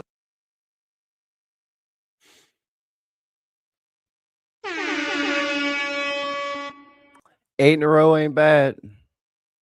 On lowering costs for everyday Illinoisans and protecting the state's fiscal health despite the attacks on states by the Republican Congress and Donald Trump. 7.5 years ago, we inherited budget turmoil, 21 credit downgrades, hollowed out state government, a structural deficit of more than $3 billion per year, and steady erosion of our pension funded ratio. Responsible budgeting in Illinois is now the rule, not the exception. As a result, Illinois now finds itself in the strongest financial position in decades. 10 consecutive credit rating upgrades. Our $8 billion overdue bill backlog has been paid. $12 billion of short-term debt has been eliminated. Our pension funded ratio is the highest it's been in 17 years. And our rainy day fund has grown from near zero to over $2.4 billion. When I tell you guys that voting for your governor is important, this is what I mean. Not only has he been working on actual costs for people, but he's going to start taxing the rich. Yes. Tax them. Tax them deeply. Discretionary spending in FY27 is roughly flat compared to FY26. Excluding required increases in pension funding and EBF since 2019, our budget has increased at less than the rate of inflation since I took office. For emphasis, I'll say that again, less than the rate of inflation. And that's far less than the rate of increase of the federal budget. Plus, we don't run deficits in Illinois. Our improved fiscal situation. Same thing with New York, I think, like by law, it must balance. And new economic priorities have allowed us to make investments that have set us up for the largest amount of economic growth ever in state history. Our GDP last year surpassed $1.2 trillion, and we are attracting new companies and jobs of the future in life sciences, in quantum computing, sensing and communications, in agriculture, biomanufacturing, in biofuels, in clean energy, and more. Dave. all of those industries are experiencing double-digit annual growth rates. Our state's revitalization is thanks to the partnership that the executive branch has had with a majority in the general. Well, I think what they're trying to say is like even though they would expect their costs to go up with inflation, it's still lower than that because they're saving so much. And there's new money coming in. General Assembly, making the right kinds of investments and within responsible budgets like the one that we just passed. I'd like to acknowledge a few folks in particular. Yeah. So he goes on and Lieutenant Governor, she speaks. This is Speaker of the State House, President of the State Senate, and then they take questions. So we're going to go to the questions. And one reoccurring issue kept coming up, and I think JB finally got sick of it. That's redetermination, which we're doing obviously for SNAP and for Medicaid, according to the big ugly bill that passed a year ago. That's going to throw a whole bunch of people that should be eligible and that truly are either starving or not getting medical care. They're tossing them off of the rolls, and we're doing our best to keep them on. Dan. You're talking about the war in Iran and higher gas prices, but part of what's helping balance this budget is this windfall sales tax revenue from these higher gas prices.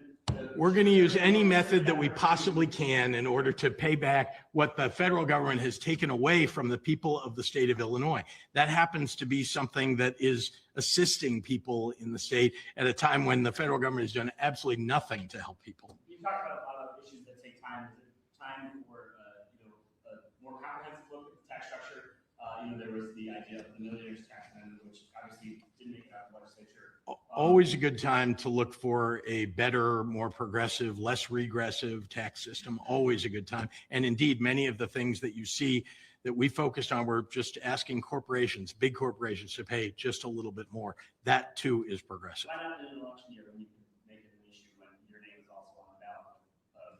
Proposal that you said is important. What a dick. Why not in an election year? This is, look, I mean, could have been put on the ballot. It was something that the decision was made not to. I'm not sure what to say. Any time that we're able to go after making the system more progressive is a good time. Yeah, it is kind of quiet. I'll repeat them. A statewide what? Zoning. Statewide zoning standard. It didn't pass. Concerns from lawmakers. Local control aspect. Well, I think it's towards, let me just scoot over. Perhaps under your watch. It might be during my term in office. The principles, but not all of what they asked for. We're not building a private stadium or a stadium for a private company. So that's my view of go for it. And there may, anyway, that law didn't pass. So what he's rejecting didn't happen. Do you consider there could be political liabilities for you if the Bears leave Illinois? Here it is. Oh, I don't want the Bears to leave Illinois, and I've worked very hard to make sure that they stay. Indeed, my original focus had been keeping them in the city of Chicago. They weren't able to find a property to make that happen for them in the city of Chicago. But if they leave, it would be perhaps under your watch. It might be during my term in office if they decide to go to, actually they would leave after that, but if they decide to and they're building a stadium somewhere else, that might happen. But the reality is I wasn't willing to give up billions of dollars of taxpayer money in order to give it to a billionaire-owned family or team and believe very much that the incentives that we provide for businesses ought to be similar to the incentives we provide to this type of business. As much of an emotional connection as many of us have to the Bears and to keeping them in the city of Chicago or in the state of Illinois, number one principle is we're not going to foist this on the taxpayers of the state of Illinois.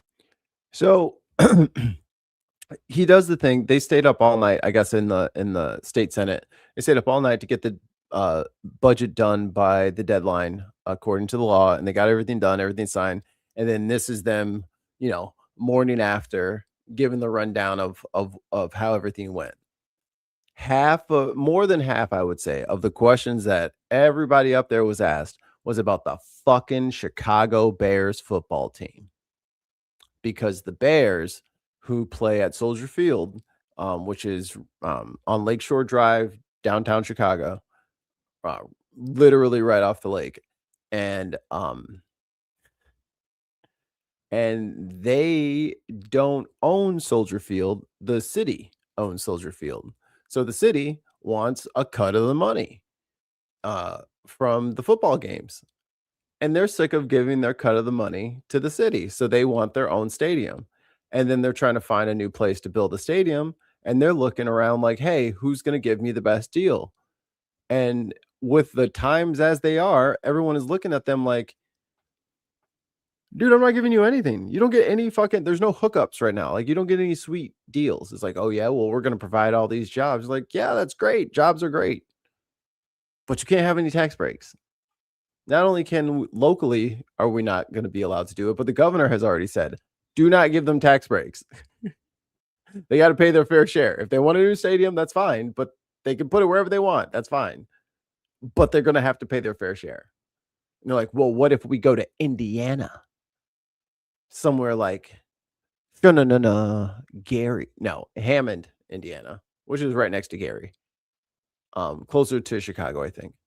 But they're like, oh, well, what if we go to Hammond, Indiana? It's like, if you want to be the Hammond, Indiana Bears, fucking go for it. Go for it. But like, despite how much Illinois Republicans love to complain about how awful this place is and how it's so, no, they like to remember like the late 90s, the early aughts, when we had all these fucking horrible ass Republican governors that were literally driving the state into the ground and put us into like this pension singularity that is like was crippling the state. These motherfuckers were abusing the pension process, writing their own schedules, writing schedules for their friends, working nothing but overtime for the last 18 months. And then that would be determinative about what their pension would be. So they were cranking up the amount of money that they were going to get for life. And they were doing this shit at like fucking, 40 and 50 years old. And we're going to have to pay these assholes out for the next 40 years at 6 figures, And these are the people with Airbnbs and shit ruining the housing market. The same ones scamming the pension system. So the pension system is getting largely under control. Trump's threatening to take away pretty much everything from every blue state or every sanctuary city or the state that hosts a sanctuary city. So he's like, no, we don't have any fucking money right now. We need to save everything because we don't know if we're going to have to crack open the coffers and feed everybody. We don't know what the fuck Trump is going to do. So shout out to JB for doing his best to clean up the pension problem and Trump proof us from federal legislative attacks from DC.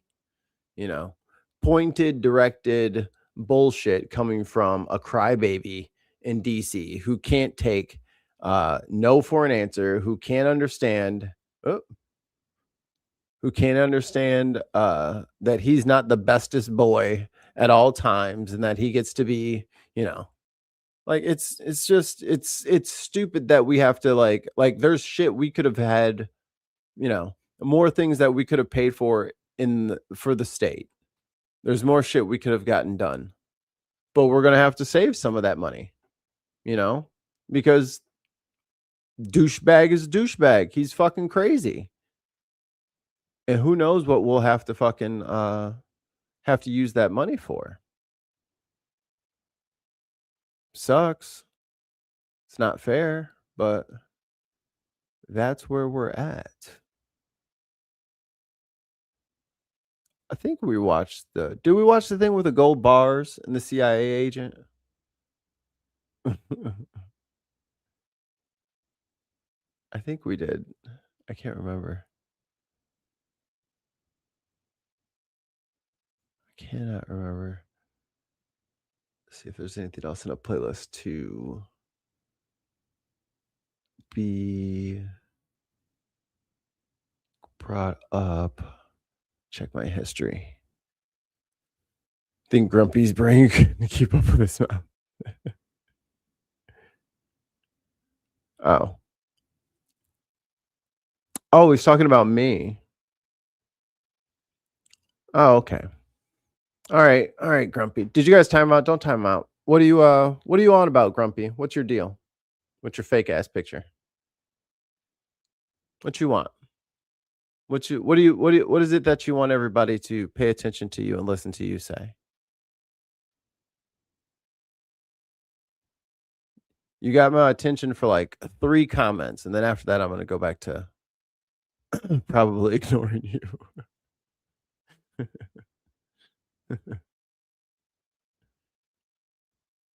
Yeah, I don't know what that Lego thing is. I'm watching that later.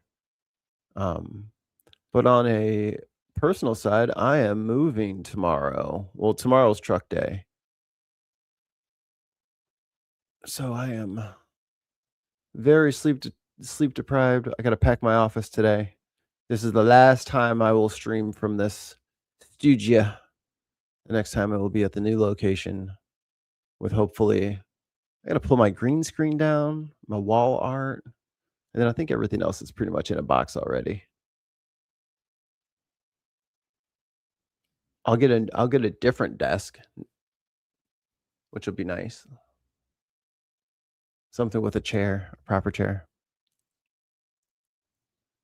I'm not going too far away. Not too far away, about 15, 20 minutes.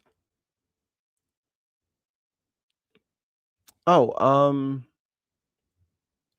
don't know if we covered it. Hassan and Cenk Uygur got banned by the UK. Keir Starmer, what the fuck? Good go of it, you know.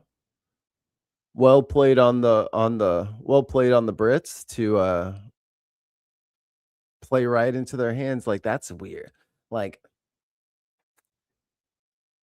it sucks to see this shit spread, you know. It sucks to see this shit spread. Because if because I mean, who gets to determine which country is the country that is who is protected from any part of the criticism? What if it's America next? And if you say anything bad about America, then they take your rights away. Or the Saudis or anything like, you know what I mean? It could be anybody. Or Russia. Hell, it could be Russia. It's I mean, if there was ever a time to say that Keir Starmer, he ain't got it where it counts, this is it. I mean, what a fucking letdown. This is the easiest layup ever. Easiest layup ever. All you had to do was be like, you know what? No. Stop hurting people, and then we'll help. No. All you had to say.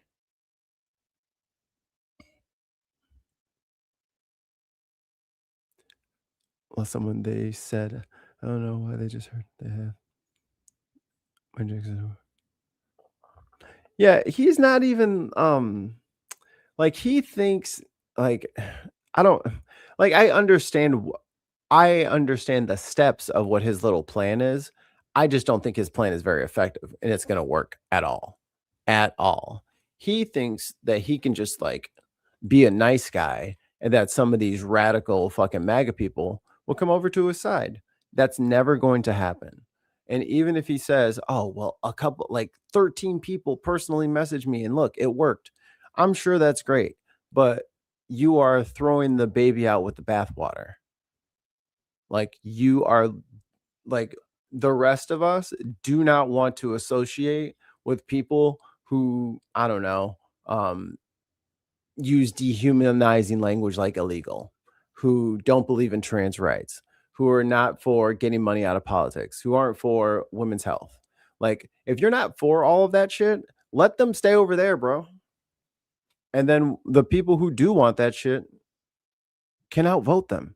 Like, we don't need them on our side.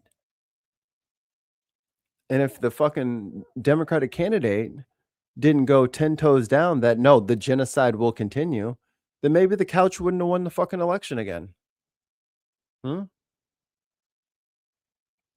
Maybe people would actually fucking show up to vote if there was something to fucking vote for. And it has nothing to do with the candidates, because the candidates are supposed to represent a network of policies which will reflect into a change to the day-to-day life of the American person. It's not what we were offered.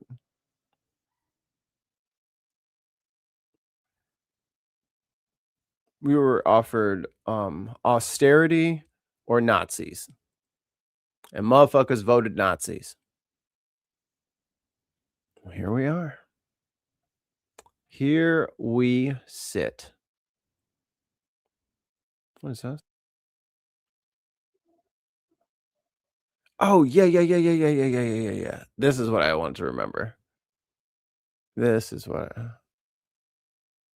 who is the biggest clown of the cabinet of the week. And this week, we had nearly a tie, because RFK Jr., otherwise known as still currently the Secretary of Health and Human Services, well, he is, I mean, with everything going on, a possible Ebola outbreak. Hey, did y'all see this? Also, Ebola is going loose in the Congo. Good thing we got dumbass Chuckles over here to fucking be in charge of shit. Look at this shit. With Look at this all shit. of the health crises that we have happening in this country, this is what he was up to this week.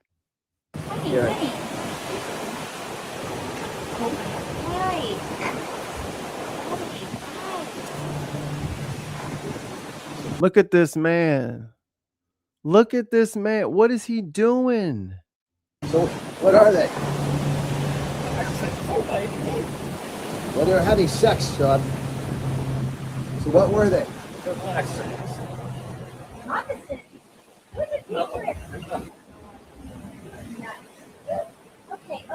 Okay. He's bleeding and shit. They're just tagging him. Bam, bam, bam. Just biting the shit out of him. Fighting? Yeah. honey, let us go. Oh my God. Jesus, the mouths are huge. I'm like, that's not how you handle snakes. Okay? You don't need to be lifting up snakes by their tail so that their whole weight is resting on a couple of centimeters of tail. That doesn't feel good for them. They want their belly supported. And also, they don't want to be fucking picked up by you. All right? Use a bucket or something. Sweep them into a bucket. Take them into the bushes and let them finish coitus without your fucking interruption. And you touching them with your gross honey badger / human / rhino skin.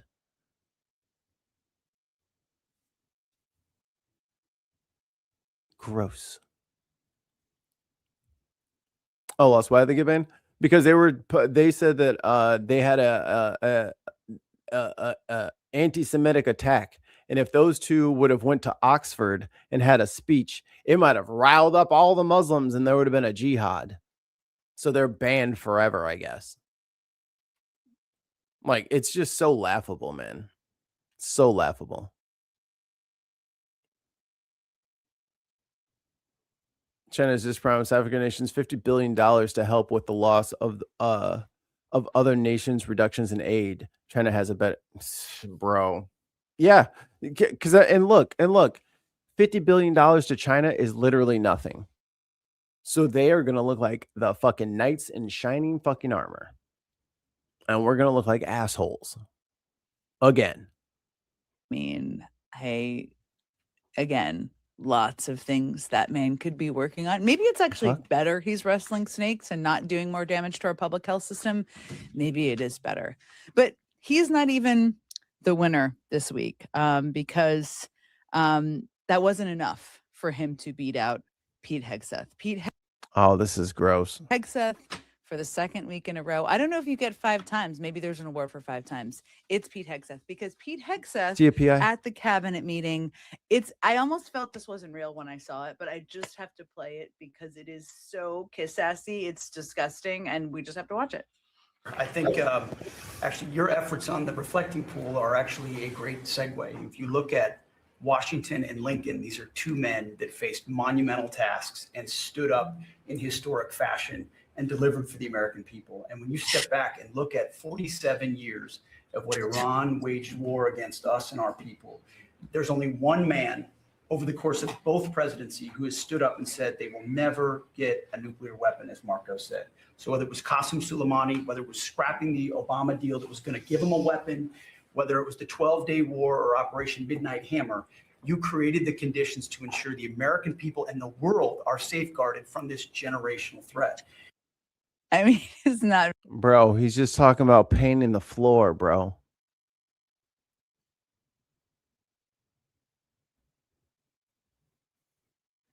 Disgusting.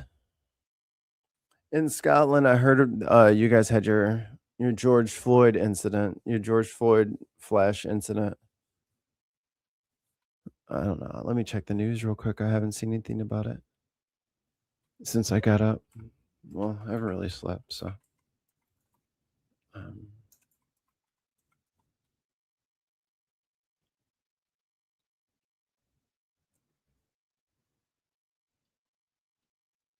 7 days ago.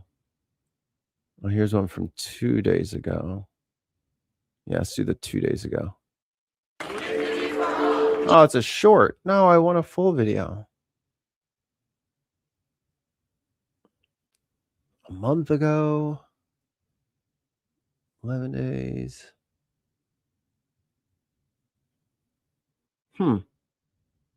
Only one video. Interesting. Protesters All right. are calling this Ireland's George Floyd moment. Social media videos show security guards restraining a black man on the streets of Dublin. Police say the man, who died, was detained after attempting to flee during an alleged shoplifting incident that left an elderly bystander injured. The police say the detained man, quote, subsequently became unresponsive at the scene and was taken to hospital where he was later pronounced dead. The Congolese-born man, named Yves Sakila, was in his 30s. Arnott's, the department store outside of which the incident took place, said in a statement it uses an independently contracted security firm. CNN has not been able to identify the company or its employees to obtain comment. When you look at that video, it literally is like a reenactment of what happened to George Floyd. We call this a George Floyd moment because it happened the same situation, same incident. I can't believe it happened in America in 2020 and then happened in Ireland in 2026. Irish police say they're investigating the circumstances surrounding his death and have appealed for witnesses. They said they are not releasing the results of the autopsy for, quote, operational reasons. Yeah, see, this is a move in the wrong direction. What you don't want is hush hush and secrets and all that stuff. You need a radical transparency. You need to grab the people who did it. They need to stand trial. That's just the way it is. They might feel like it's unfair. I'm sure that guy's family feels like it's unfair that they lost their family member. You got to prosecute them. The investigation has also been referred to the Irish Police Ombudsman. A referral doesn't necessarily mean a police officer has been accused of wrongdoing. Arnott said in its statement that it was deeply saddened by the death and that no loss of life should ever be the outcome of a retail security incident. It says it's fully... Because, I mean, at the end of the day, that stuff's not worth it. You know? It's just stuff. And all of the fucking stuff inside of a shop is insured anyway. Oh, you said it happened 7 years ago, too. Cooperating with the police investigation. You don't see this in Ireland. For children. You see this in sorts of American things like that. It's the first thing I've ever seen. Ireland's Prime Minister has called for a thorough investigation into the incident, according to Reuters. The Irish Justice Ministry told CNN it could not comment on the matter as it was an ongoing investigation. Protesters are calling the... Yeah, because I mean, like, if there isn't transparency and if there isn't investigation, if there, you know, they just kind of let it fester and no one really says anything and they just kind of let it go. Oh, here's one from 2 days ago. Justice for Eve. No more silence. All our police. We're gonna find you. I didn't find you. Yeah, that guy right there. Yeah, they got to do something about him.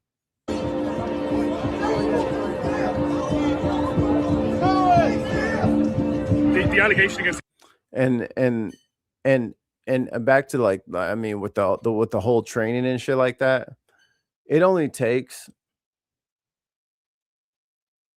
three max. Like orderlies and people who like work in like hospitals or mental health facilities. They use their bodies. You know what I mean? They're trained and they use their bodies. 3 people, 3 grown men, dead weight on you, on your limbs. That's not like if you have a man on each arm and someone laying on your torso. Yeah, I mean, you can flail up for a bit, but they're not going to get lighter. They're just going to feel heavier and heavier. And then you'll wear yourself out and then you can be detained. That's what you do. You detain people.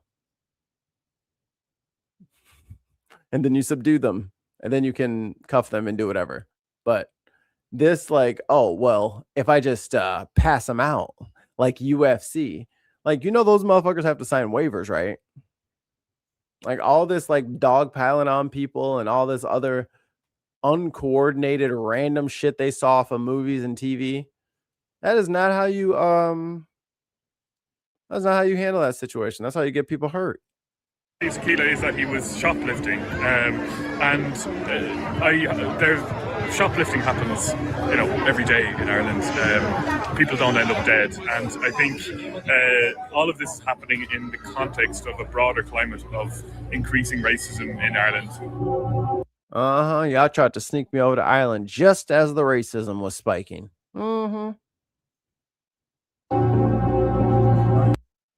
Yeah, too many on them. Like, you don't need all that. You know what I mean?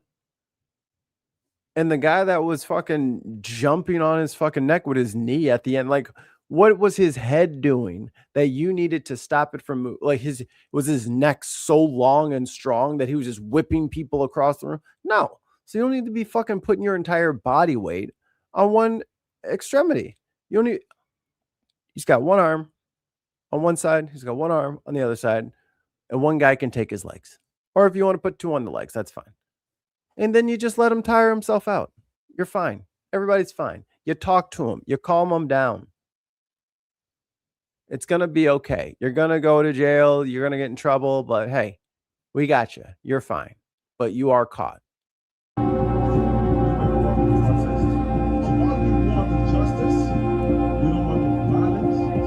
I grew up here. That could have been me. You. Only one man has died and he was black. Well, let's see how long it takes for the what's today? Today's Tuesday. Let's see how long it takes for the American media to even cover it. If they do at all. I doubt they will. I seriously doubt they will.